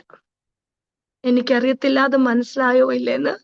പക്ഷെ അലസനായിരിക്കുന്ന മടിയനായിരിക്കുന്ന ഒരു വ്യക്തിയെ കൊണ്ട് കർത്താവ് തന്റെ ശുശ്രൂഷകൾ ഏൽപ്പിക്കത്തില്ല. കർത്താവിന് എപ്പോഴും ആഗ്രഹം, ആയുസ്സുള്ള കാലത്തോളം യൗവനത്തിൽ തല നരച്ചാലും ഒക്കെയും കണ്ണടയുന്നത് വരെ ഈ കർത്താവിനെ സമയമുള്ളപ്പോഴൊക്കെയും ആരാധിക്കുകയും പ്രാർത്ഥിക്കുകയും കർത്താവിന് ഓടി നടക്കുന്ന ഒരു വ്യക്തിയെക്കുറിച്ച് കർത്താവിന് വലിയ പദ്ധതികളുണ്ട്. ഇന്ന് വളരെ സന്തോഷത്തോടെ ഞങ്ങൾ ആയിരിക്കുന്നു. സഭയിൽ പുതിയ പുതിയ ആൾക്കാരൊക്കെ വരുന്നുണ്ട്. പഞ്ചാബിൽ ഒരു ഉണർവിന് വേണ്ടി ഞങ്ങളെ കൊണ്ട് പറ്റാവുന്ന രീതിയിൽ ഇന്ന് അനേക സിഖ് കുടുംബങ്ങളിൽ നിന്നുള്ളവർ ഞങ്ങളുടെ സഭയിൽ കടന്നു വരുന്നു. അനേക ഹൈന്ദവ കുടുംബത്തിൽ നിന്നുള്ളവർ ഞങ്ങളുടെ ചർച്ചിൽ കടന്നു വരുന്നു. അനേക അഡിക്ഷൻസ് പറഞ്ഞാൽ വളരെ ഗ്രേവ് യാർഡിലൊക്കെ നശയെടുത്ത് മയക്കുമരുന്നൊക്കെ ഉപയോഗിച്ച് കടന്നവരൊക്കെ വിശ്വാസത്തിൽ കടന്നു ഇന്ന് അവർ കർത്താവിന്റെ വേലയിൽ വരെ ആയിരിക്കുന്നവരുണ്ട്. കർത്താവ് ചെറിയ പ്രായത്തിൽ ചില കാര്യങ്ങളൊക്കെ ചെയ്യുവാൻ കർത്താവ് സഹായിച്ചു. ഇന്ന് 20 വർഷങ്ങൾക്ക് ശേഷം ഞാനും എൻ്റെ ഹസ്ബൻഡും ഞങ്ങളുടെ കുഞ്ഞുങ്ങളും ഞങ്ങൾക്ക് പറയുവാൻ കഴിയും, we are serving a mighty God. Amen. നമ്മൾ അത്ഭുതങ്ങളെ ക്യാരി ചെയ്യുന്നവരാ. നമ്മൾ പ്രാർത്ഥിക്കുമ്പോൾ വിടുതലും. ഞാൻ എപ്പോഴും എൻ്റെ സഹോദരങ്ങളോടും എല്ലാവരോടും പറയുന്ന ഒരു കാര്യമാ, പ്രാർത്ഥിക്കുന്ന ഒരു വ്യക്തിയുടെ അല്ലെങ്കിൽ കണ്ണുനീരോട് പ്രാർത്ഥിക്കുന്ന ഒരു വ്യക്തിയുടെ കണ്ണുനീരിന്റെ മുമ്പിൽ ചലിക്കുന്ന കർത്താവിന്റെ കാലുകളെ വരെ നിർത്തുവാൻ നമ്മുടെ കണ്ണുനീരിന് ശക്തിയുണ്ട്. നമ്മൾ ശബ്ദിക്കുന്നത് ഞാൻ എപ്പോഴും വിശ്വസിക്കുന്ന കാര്യമാ, മാതാപിതാക്കളാ കുഞ്ഞുങ്ങളുടെ പ്രവാചകന്മാർ. നമ്മള് പറയുന്നത് പോലെ അവരുടെ ഭാവി കർത്താവ് പണിതെടുക്കും. ആമേൻ. അല്ലെങ്കിൽ വളരെ സന്തോഷത്തോടെ ഞങ്ങൾ കർത്താവിന്റെ വേലയിലായിരിക്കുന്നു. ഞങ്ങളുടെ മിനിസ്ട്രികളെല്ലാം ഓർക്കണം. ഗ്രാമങ്ങളിൽ ചില മിനിസ്ട്രികളുണ്ട്. സഭയിൽ 3 സർവീസ് ഉണ്ട്. ഞാനും എൻ്റെ ഹസ്ബൻഡ് പാസ്റ്റർ എബി സാമുവലും എൻ്റെ കുഞ്ഞുങ്ങളും സഭയും കർത്താവിന്റെ വേലയിലായിരിക്കുന്നു. നാട്ടിലായിരിക്കുന്ന മാതാവ്, സഹോദരങ്ങൾ, അവരുടെ കുടുംബങ്ങൾ, സഭകൾ എല്ലാവരും ഓർക്കണം. പഞ്ചാബിൽ കർത്താവ് വലിയൊരു കൊയ്ത്ത് അയക്കുന്നുണ്ട്. ഇന്ന് എന്നെ കേൾക്കുന്ന ദൈവ പൈതലിനോട് എനിക്ക് പറയാനുള്ളത്, നമ്മൾ സ്നേഹിക്കുന്ന ദൈവത്തെ ലിമിറ്റ് ചെയ്യരുത്. അവൾ അത്ഭുതങ്ങളുടെ ദൈവമാ. പരാജയങ്ങളെ, തോൽവികളെ എല്ലാം മാറ്റി നമുക്ക് വേണ്ടി അത്ഭുതങ്ങളെ പ്രവർത്തിക്കാൻ ഈ ദൈവം വിശ്വസ്തനാ. ഈ ദൈവവചനം ഉയർത്തിയവർ, വായിച്ചവർ, പ്രാർത്ഥിച്ചവർ അനുഗ്രഹിക്കപ്പെട്ടിട്ടുണ്ട്. ഇന്ന് കണ്ണുനീരോടെ ആയിരിക്കുന്നെങ്കിലും നാളെ കർത്താവ് നമ്മുടെ കണ്ണുനീരിനെ നൃത്തമാക്കി മാറ്റുവാൻ കഴിവുള്ള ദൈവമാ. ഞാൻ എപ്പോഴും എന്നെക്കുറിച്ച് പറയുന്ന, എന്നെ തന്നെ പറഞ്ഞ് വിശ്വസിപ്പിക്കുന്ന ഒരു കാര്യമാ, ബെറ്റ്സി, നിന്നിലുള്ള ദൈവ കൃപയായിരിക്കണം നിന്നെ മറ്റുള്ളവരിൽ നിന്ന് വ്യത്യസ്തയാക്കി നിർത്തേണ്ടത്. നമ്മുടെ വിദ്യാഭ്യാസ യോഗ്യതകളോ നമ്മുടെ ഫാമിലി ബാക്ക്ഗ്രൗണ്ട്സോ നമ്മുടെ ഒന്നുമല്ലായിരിക്കണം നമ്മളെ വ്യത്യസ്തരാക്കേണ്ടെന്ന്. നമ്മൾ ക്യാരി ചെയ്യുന്ന അനോയിന്റിങ്, നമ്മൾ ക്യാരി ചെയ്യുന്ന ദൈവകൃപ നമ്മളെ മറ്റുള്ളവരിൽ നിന്ന് വ്യത്യസ്തരാക്കി നിർത്തണം. ആമേൻ. അരോമ ടിവിയിലുള്ള പ്രത്യേകിച്ച് പാസ്റ്റർ ഡാനിയൽ ജോൺ പാസ്റ്ററോടും അരോമ ടിവിയുടെ വ്യൂവേഴ്സിനും ഈ ലോകത്തിന്റെ ഏത് ഭാഗത്ത് നിന്ന് ഈ സാക്ഷ്യം കേൾക്കുന്ന ദൈവജനത്തോട് ക്രിസ്തുവിലുള്ള നന്ദിയെ ഞാൻ ഇന്ന് അറിയിക്കുകയാണ്. ഞാൻ വിശ്വസിക്കുന്ന ഈ സാക്ഷ്യം നിങ്ങളുടെ ജീവിതത്തിലും ഒരു അനുഗ്രഹമായിരിക്കുന്ന എന്റെ പ്രാർത്ഥന, ഞങ്ങളുടെ കുടുംബത്തിന്റെ പ്രാർത്ഥനയെ ഒന്ന് മാത്രമേ ഉള്ളൂ, ആയുസിന്റെ നാൾ മുഴുവനും ഈ കർത്താവിനെ ഒന്ന് സേവിക്കണം. വിത്ത് ഗ്ലാഡ്നെസ്, സന്തോഷത്തോടെ കർത്താവിനെ സ്നേഹിക്കണം. ഞങ്ങൾ കർത്താവിനെ സ്നേഹിക്കുന്നതും സേവിക്കുന്നതും കണ്ട് ചിലരെങ്കിലും കർത്താവിന്റെ വേലക്കാരായി മാറണം. ആമേൻ. God bless you all. കർത്താവിന്റെ ദാസി ബെറ്റ്സി സിസ്റ്ററിനെ ഓർത്ത് ഞാൻ ദൈവത്തിന് സ്തോത്രം ചെയ്യുന്നു. വളരെ അനുഗ്രഹിക്കപ്പെട്ടതായ ഒരു സാക്ഷ്യം പങ്കുവയ്ക്കുവാൻ കർത്താവ് കൃപ ചെയ്തത് ഓർത്ത ദൈവത്തിന് സ്തോത്രം. വളരെ ചെറുപ്പത്തിൽ തന്നെ ദൈവ ഹൃദയത്തിൽ തന്നതായ ആ ഒരു അംബീഷൻ, അത് മറ്റൊന്നും ആയിരുന്നില്ല, സുവിശേഷ വേല എന്നുള്ളതായ വലിയ ഒരു ദൗത്യം ഹൃദയത്തിൽ കർത്താവ് തരുവാനിടയായി തീർന്നു. ഒരു വ്യക്തിക്ക് കർത്താവിൻ്റെ വേല ചെയ്യുവാൻ തക്കവണ്ണം ദൈവം ആ വ്യക്തിയെ പ്രപഞ്ച സൃഷ്ടിക്ക് മുന്നമേ തിരഞ്ഞെടുക്കുന്നതായ ഒരു പദ്ധതിയുണ്ട്. എന്നാൽ ദൈവീയ പദ്ധതികളെ തകിടം മറിക്കുവാൻ, ഇല്ലായ്മ ചെയ്യുവാൻ, അതിനെ വെളിച്ചം കാണാതിരിക്കുവാൻ പൈശാചിക മണ്ഡലം വളരെ ശക്തമായിട്ട് പ്രവർത്തിക്കുവാൻ ഇടയായിത്തീരും. ബെറ്റ്സി സിസ്റ്ററിൻ്റെ ജനനത്തിൽ അതങ്ങനെ സംഭവിക്കാമായിരുന്നു. വെളിച്ചം കാണാതെ വണ്ണം ഇരുട്ടിൽ മറഞ്ഞു പോകേണ്ടുന്ന സ്ഥാനത്ത് നിന്ന് മരണത്തിന് ഏൽപ്പിച്ചു കൊടുക്കാതെ, പിശാചിന് ഏൽപ്പിച്ചു കൊടുക്കാതെ ആ കുടുംബത്തെ ദൈവം തിരഞ്ഞെടുത്തു. ഒരു വിഷയത്തിൽ ജയിക്കുവാനിടയായി തീർന്നു ആ മാതാപിതാക്കന്മാർ. അത് അവരുടെ ബുദ്ധിപ്രകാരം അത് വഴിപ്പെട്ടിരുന്നു എങ്കിൽ തീർച്ചയായിട്ടും പിശാച് ജയിച്ചേനെ. എന്നാൽ ദൈവം ആ വിഷയത്തെ ഏറ്റെടുത്തു. അതുകൊണ്ട് ഇന്ന് ബെറ്റ്സി സിസ്റ്റർ ഈ ഭൂമിയിൽ കർത്താവിൻ്റെ അനുഗ്രഹിക്കപ്പെട്ട സാക്ഷ്യം വഹിക്കുന്ന ഒരു പാത്രമായി തീരുവാൻ തക്കവണ്ണം ദൈവം മെനഞ്ഞെടുക്കുവാൻ ഇടയായി തീർന്നല്ലോ. അതോർത്ത് ദൈവത്തിന് സ്തോത്രം. വളരെ ചെറുപ്പത്തിൽ തന്നെ സിസ്റ്റർ ആഗ്രഹിച്ചൊരു കാര്യമാണ്, എങ്ങനെയെങ്കിലും എനിക്ക് 18 വയസ്സ് തികയണം. എന്തിനാണ്? എനിക്ക് MBBS-നോ എൻജിനീയറിങ്ങിനോ മറ്റേതെങ്കിലും സെക്കുലർ ഫീൽഡിൽ പഠിച്ച ഉന്നത നിലയിലേക്ക് പോകണമെന്നായിരുന്നില്ല. വളരെ ചെറുപ്പത്തിൽ സാമ്പത്തിക ബുദ്ധിമുട്ടും കഷ്ടപ്പാടും ഞെരുക്കവും ഒക്കെ ഉണ്ടായിരുന്നു. അതിനേക്കാൾ ഉപരിയായി തിരഞ്ഞെടുത്തത് സുവിശേഷ വേലയാണ്. എനിക്ക് ദൈവത്തിൻ്റെ വചനം പഠിക്കണം, കർത്താവിൻ്റെ വേല ചെയ്യണം, വടക്കേ ഇന്ത്യയിൽ സുവിശേഷ വേലയ്ക്കായി കടന്നു പോകണം. ഈ ഒരാഗ്രഹത്തെ ദൈവം മാനിച്ചു. ഹൃദയത്തിൽ നമ്മൾ എടുക്കുന്ന ആ നല്ല തീരുമാനങ്ങൾ, നല്ല ആഗ്രഹങ്ങളെ ദൈവം സഫലീകരിക്കുവാൻ തക്കവണ്ണം ഇടയായിത്തീരും. ഒരിക്കലും ഒരു വൃക്ഷഫലം മറ്റൊരു വൃക്ഷഫലം തരത്തില്ല. ആ വൃക്ഷഫലത്തിൻ്റെ സ്വഭാവം അനുസരിച്ച്, അതിലടങ്ങിയിരിക്കുന്ന ഗുണമനുസരിച്ച് അത് ഉൽപ്പാദിപ്പിക്കുന്ന ആ ഒരു വൃക്ഷഫലമുണ്ട്.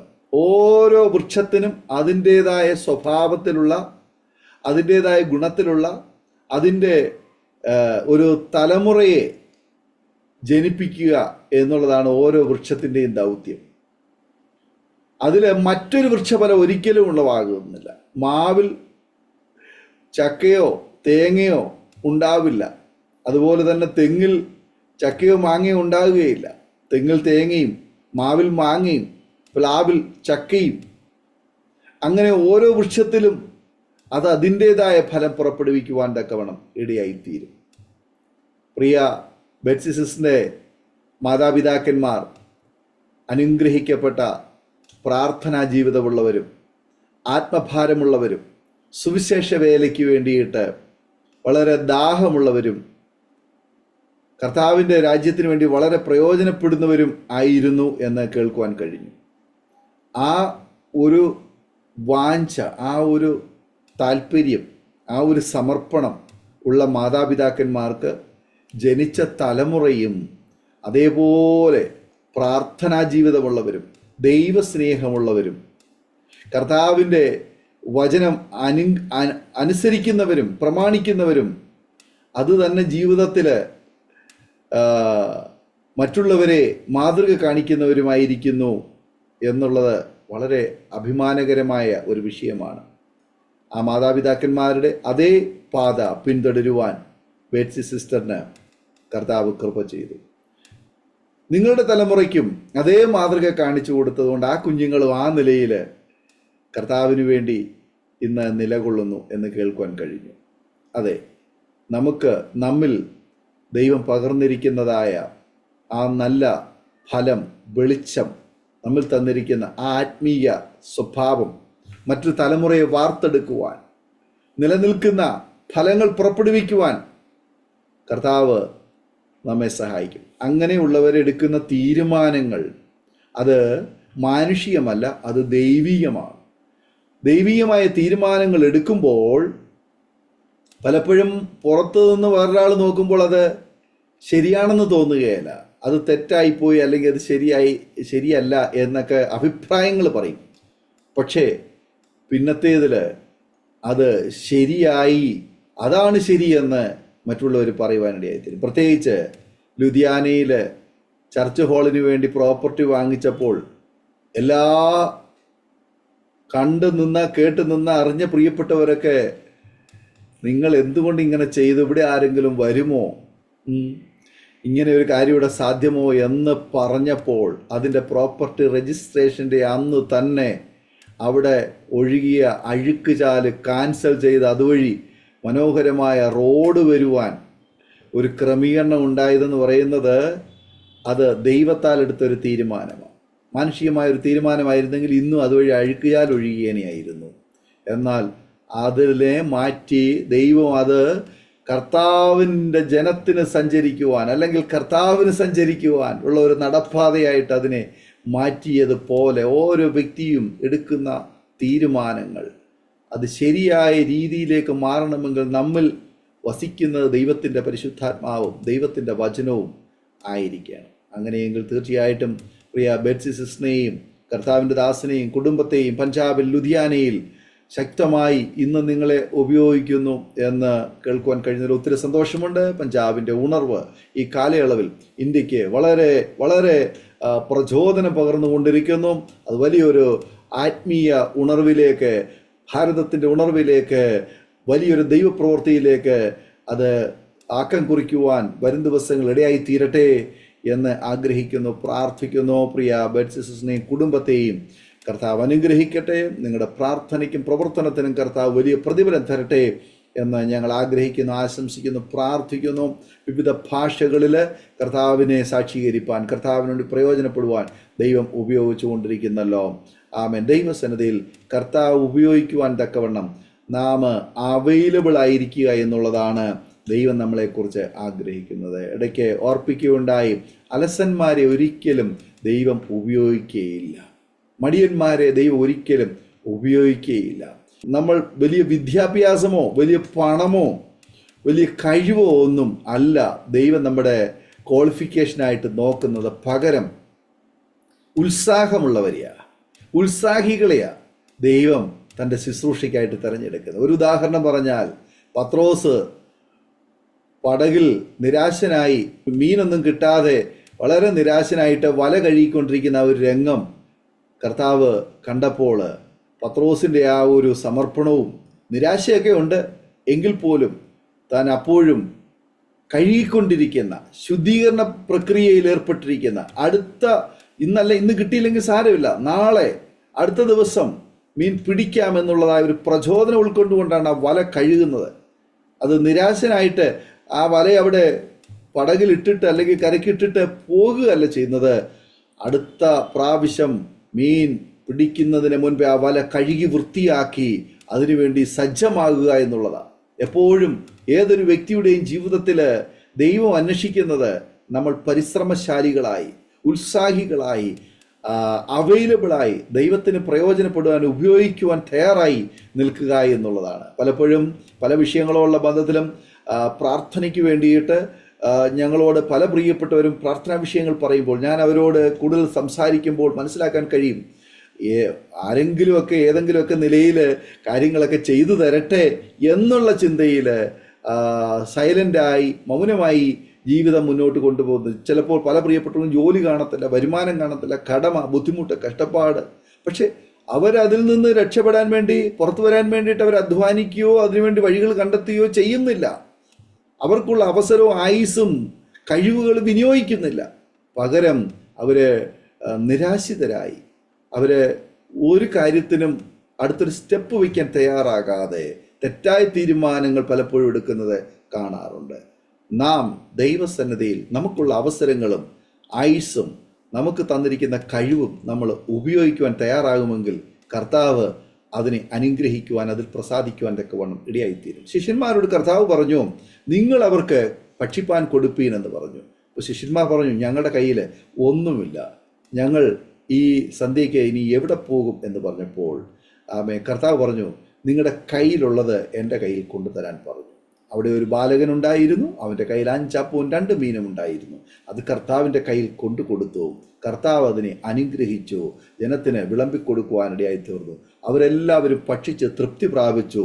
12 കൊട്ട അവിടെ ശേഷിപ്പിക്കുവാനും ഇടയായി തീർന്നു. അങ്ങനെയെങ്കിൽ ഞങ്ങളെ കേട്ടുകൊണ്ടിരിക്കുന്ന പ്രിയമുള്ളവരെ, നാം അവൈലബിൾ ആകുക. നമ്മുടെ കഴിവുകളും നമ്മുടെ അവസരങ്ങളും നമ്മുടെ ഉള്ളത് നമ്മൾ കർത്താവിൻ്റെ സന്നിധിയിൽ സമർപ്പിക്കുവാൻ, ഏൽപ്പിക്കുവാൻ നാം പ്രയത്നിക്കുവാൻ തയ്യാറാകുമെങ്കിൽ കർത്താവ് നമ്മളെ ശക്തന്മാരാക്കി തീർക്കും, നമ്മളെ അനുഗ്രഹിക്കുവാനിടയായി തീരും. കർത്താവിന് നമ്മെ ഉപയോഗിക്കുവാൻ തക്കവണ്ണം കഴിയും. വലിയ കഴിവോ വലിയ സാഹചര്യങ്ങളോ ഒന്നും ഉണ്ടായിട്ടല്ല പല കാര്യങ്ങളിലും ഇന്ന് ദൈവദാസന്മാർ മുന്നോട്ട് പോയി ഓരോ കാര്യങ്ങളിൽ ഏർപ്പെടുന്നത്.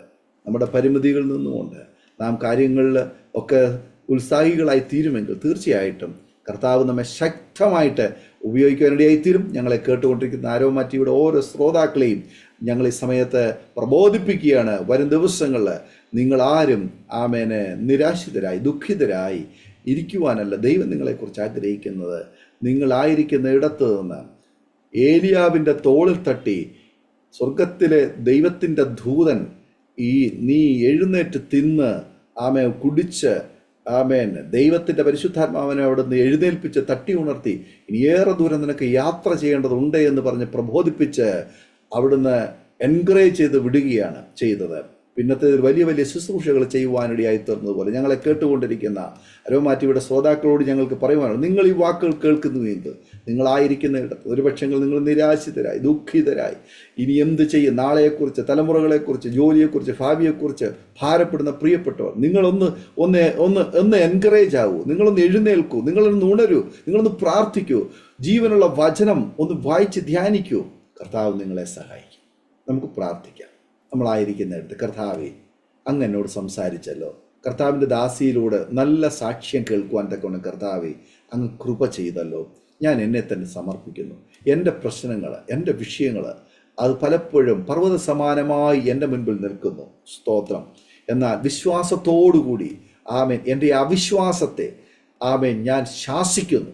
പല പ്രിയപ്പെട്ടവരുടെയും ജീവിതത്തിൽ മുന്നോട്ട് പോകുവാൻ കഴിയാതെ വണ്ണം അവിശ്വാസമാകുന്ന ആ ഒരു സാങ്കല്പിക പർവ്വതത്തിൻ്റെ മുൻപിൽ മുന്നോട്ട് പോകുവാൻ കഴിയാതെ അമാന്തിച്ച് നിൽക്കുന്ന വിഷയങ്ങളുടെ മുൻപിൽ യേശുവിൻ്റെ നാമത്തിൽ അത് മാറിപ്പോകട്ടെ.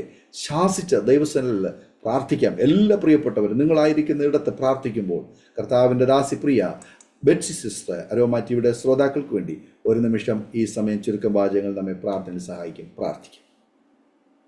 ഞങ്ങളെ വാത്സല്യമായി സ്നേഹിക്കുകയും ഞങ്ങളെ കരുതുകയും ചെയ്യുന്ന സ്വർഗത്തിലെ ദൈവമേ, നല്ല കർത്താവേ, ഞങ്ങൾ ഈ സമയത്ത് നിന്റെ സന്നിധിയിൽ കടന്നു വരുന്നപ്പാ, തലമുറയായി നീ ഞങ്ങളുടെ സങ്കേതമാ, നീ ഞങ്ങളുടെ കോട്ടയാ, നീ ഞങ്ങളുടെ ഗോപുരമാ. കഷ്ടകാലത്ത് ഞങ്ങൾക്ക് ഓടി ഒളിക്കുവാൻ പറ്റുന്ന അഭയ സങ്കേതമാ. ഞങ്ങൾ രുചിച്ചറിഞ്ഞതാ കർത്താവേ നിന്റെ സ്നേഹത്തെ, നിന്റെ വിശ്വസ്തതകളെ. കർത്താവെ, ഈ അരോമ ടിവിയിലെ എല്ലാ പ്രേക്ഷകരെയും കർത്താവെ നിന്റെ നാമത്തിൽ ഞങ്ങൾ അനുഗ്രഹിച്ചു പ്രാർത്ഥിക്കുന്നു. ജീവിതത്തിന്റെ ഏതെങ്കിലും മേഖലകളിൽ ഭാരപ്പെടുന്ന ആരെങ്കിലും ഉണ്ടെങ്കിൽ, രോഗത്താൽ ഭാരങ്ങളാൽ ഭാരപ്പെടുന്ന ആരെങ്കിലും ഉണ്ടെങ്കിൽ നിന്റെ വചനത്തെ അയച്ച് സൗഖ്യത്തെ കൽപ്പിക്കണമേ. നിരാശകൾ, തോൽവികൾ, പരാജയങ്ങളൊക്കെ മാറിപ്പോയി സ്വർഗത്തിലെ വലിയ സമാധാനം കൊണ്ട് ഓരോ ഭവനങ്ങളെയും ഓരോ വ്യക്തി ജീവിതങ്ങളെയും നിറയ്ക്കണമേ. പ്രത്യേകിച്ച് ഈ ശുശ്രൂഷകളെ ചെയ്യുവാൻ തന്റെ ഭൃത്യനെ അതിശക്തമായി കർത്താവ് എടുത്തുപയോഗിക്കുന്നതിനായി സ്തോത്രം. ഈ അന്ത്യകാലത്ത് കർത്താവെ, ഞങ്ങളെ കൊണ്ട് പറ്റുന്ന രീതിയിൽ നിന്റെ സാക്ഷികളായി നിൽക്കുവാൻ സഹായിക്കണമേ. സമയത്തെ തക്ക രീതിയിൽ ഉപയോഗിക്കുവാൻ കർത്താവ് ഞങ്ങളെ സഹായിക്കണമേ. ഞങ്ങളുടെ ഓട്ടം, ഞങ്ങൾ ഓടിയതൊന്നും വൃഥായി പോവാൻ സമ്മതിക്കല്ലേ അപ്പാ. ഞങ്ങൾ ഒരിക്കൽ കൂടി തിരുസന്നിധിയിൽ ഏൽപ്പിക്കുന്നു. കർത്താവ് ഞങ്ങളുടെ പ്രാർത്ഥനയും യാചനയും കേട്ടതിനായി സ്തോത്രം. എല്ലാ മഹത്വവും പുകഴ്ചയും യേശുപ്പച്ച അങ്ങയ്ക്ക് തന്നെ. പ്രാർത്ഥന യാചനയും കേട്ടതിന് നന്ദി. ഞങ്ങളുടെ പ്രാർത്ഥന യാചനയും കേട്ട് മറുപടി അയച്ചതിന് നന്ദി. ഞങ്ങൾക്കായി ജന്മവച്ച യേശു കർത്താവിന്റെ അൻപുള്ള നാമത്തിൽ തന്നെ. ആമേൻ, ആമേൻ. താങ്ക് യു പ്രിയ കർത്താവിൻ്റെ ദാസി ബെറ്റ്സി സിസ്റ്റർ. ഇത്രത്തോളം സമയം അനുഗ്രഹിക്കപ്പെട്ട ജീവിതാനുഭവം, ദൈവം നടത്തിയ അത്ഭുതകരമായ വഴികളെയും കുറിച്ച് ദൈവനാമ മഹത്വത്തിന് വേണ്ടി അരോമ ടിവിയുടെ ശ്രോതാക്കളോടൊപ്പം പങ്കുവയ്ക്കുവാൻ സമയം വേർതിരിച്ചതിന് കർത്താവിൻ്റെ ദാസിയോടും കുടുംബത്തോടുള്ളതായ നന്ദി സ്നേഹത്തിനടുത്തിൽ അറിയിക്കുന്നു. ദൈവമായി കർത്താവ് നിങ്ങളെ ധാരാളം അനുഗ്രഹിക്കട്ടെ. പഞ്ചാബിൽ കർത്താവിനോട് ഏറെ പ്രയോജനപ്പെടുവാൻ കർത്താവിൻ്റെ ഈ സാക്ഷ്യം ലോകമെങ്ങും പിന്നെയും പങ്കുവയ്ക്കുവാൻ അവസരങ്ങളെ കർത്താവ് ഒരുക്കട്ടെ എന്ന് ആശംസിക്കുന്നു, പ്രാർത്ഥിക്കുന്നു. ഇന്ന് ഞങ്ങളെ കേട്ടുകൊണ്ടിരുന്ന അരോമ ടിവിയുടെ ഓരോ ശ്രോതാക്കളും ഉള്ളതായ നന്ദി ഇത്തരണത്തിൽ ഞങ്ങൾ അറിയിക്കുന്നു. തീർച്ചയായിട്ടും നിങ്ങൾക്ക് ഈ ജീവിതാനുഭവങ്ങൾ അനുഗ്രഹമായി തീർന്നു എന്ന് ഞങ്ങൾ പൂർണ്ണമായി വിശ്വസിക്കുകയാണ്. നിങ്ങളുടെ സുഹൃത്തുക്കൾക്ക്, പ്രിയപ്പെട്ടവർക്ക് ഈ സന്ദേശങ്ങൾ ഷെയർ ചെയ്ത് കൊടുക്കൂ. അത് അവർക്ക് അനുഗ്രഹമായി തീരട്ടെ. ദൈവനാമം അതിലൂടെ മയപ്പെടുക മുഖാന്തരമായി തീരുമല്ലോ. മാത്രമല്ല, നിങ്ങളുടെ വിലയേറിയ അഭിപ്രായങ്ങളും നിർദ്ദേശങ്ങളും കമൻറ്റ് ബോക്സിൽ രേഖപ്പെടുത്താവുന്നതാണ്. അതുപോലെ നിങ്ങൾക്കൊരു പ്രാർത്ഥനാ വിഷയമുണ്ട്, ഞങ്ങളുമായി ബന്ധപ്പെടുവാൻ നിങ്ങൾ ആഗ്രഹിക്കുന്നെങ്കിൽ സ്ക്രീനിൽ കാണുന്ന വാട്സപ്പ് നമ്പറിൽ ഞങ്ങളെ അറിയിക്കൂ. ഞങ്ങൾ നിങ്ങൾക്ക് വേണ്ടി പ്രാർത്ഥിക്കാം. അതുപോലെ തന്നെ aroma.tv.com.in എന്നുള്ളതായ വെബ്സൈറ്റിൽ കയറി ഞങ്ങളെക്കുറിച്ചുള്ള വിശദാംശങ്ങൾ നിങ്ങൾക്ക് പരിശോധിക്കാവുന്നതാണ്. കർത്താവ് നമ്മെ സഹായിക്കട്ടെ. അടുത്ത അനുഗ്രഹിക്കപ്പെട്ട ജീവിതാനുഭവമായി വീണ്ടും കാണുമ്പോഴേയും എല്ലാ പ്രിയപ്പെട്ടവർക്കും good bye. God bless you all. Amen. ഓർമ്മയുടെ മനോരഥത്തിൽ മായാത്ത ഓർമ്മയ്ക്കായി അരോമ മാട്രിമോണിയിൽ നിന്നും ജീവിത പങ്കാളിയെ കണ്ടെത്തൂ. നിങ്ങൾ ഒരു ക്രിസ്തീയ ജീവിത പങ്കാളിയെ അന്വേഷിക്കുകയാണോ? അതോ മക്കൾക്ക് അനുയോജ്യമായ ഒരു തക്ക തുണയ്ക്കു വേണ്ടി പ്രാർത്ഥിക്കുന്ന വ്യക്തിയാണോ? എങ്കിൽ അരോമ മാട്രിമോണി നിങ്ങൾക്ക് വേണ്ടിയാണ്. ഇന്നു തന്നെ സൗജന്യമായി രജിസ്റ്റർ ചെയ്യൂ. അരോമ മാട്രിമോണിയുടെ പ്രത്യേകതകൾ: രജിസ്ട്രേഷൻ തികച്ചും സൗജന്യം.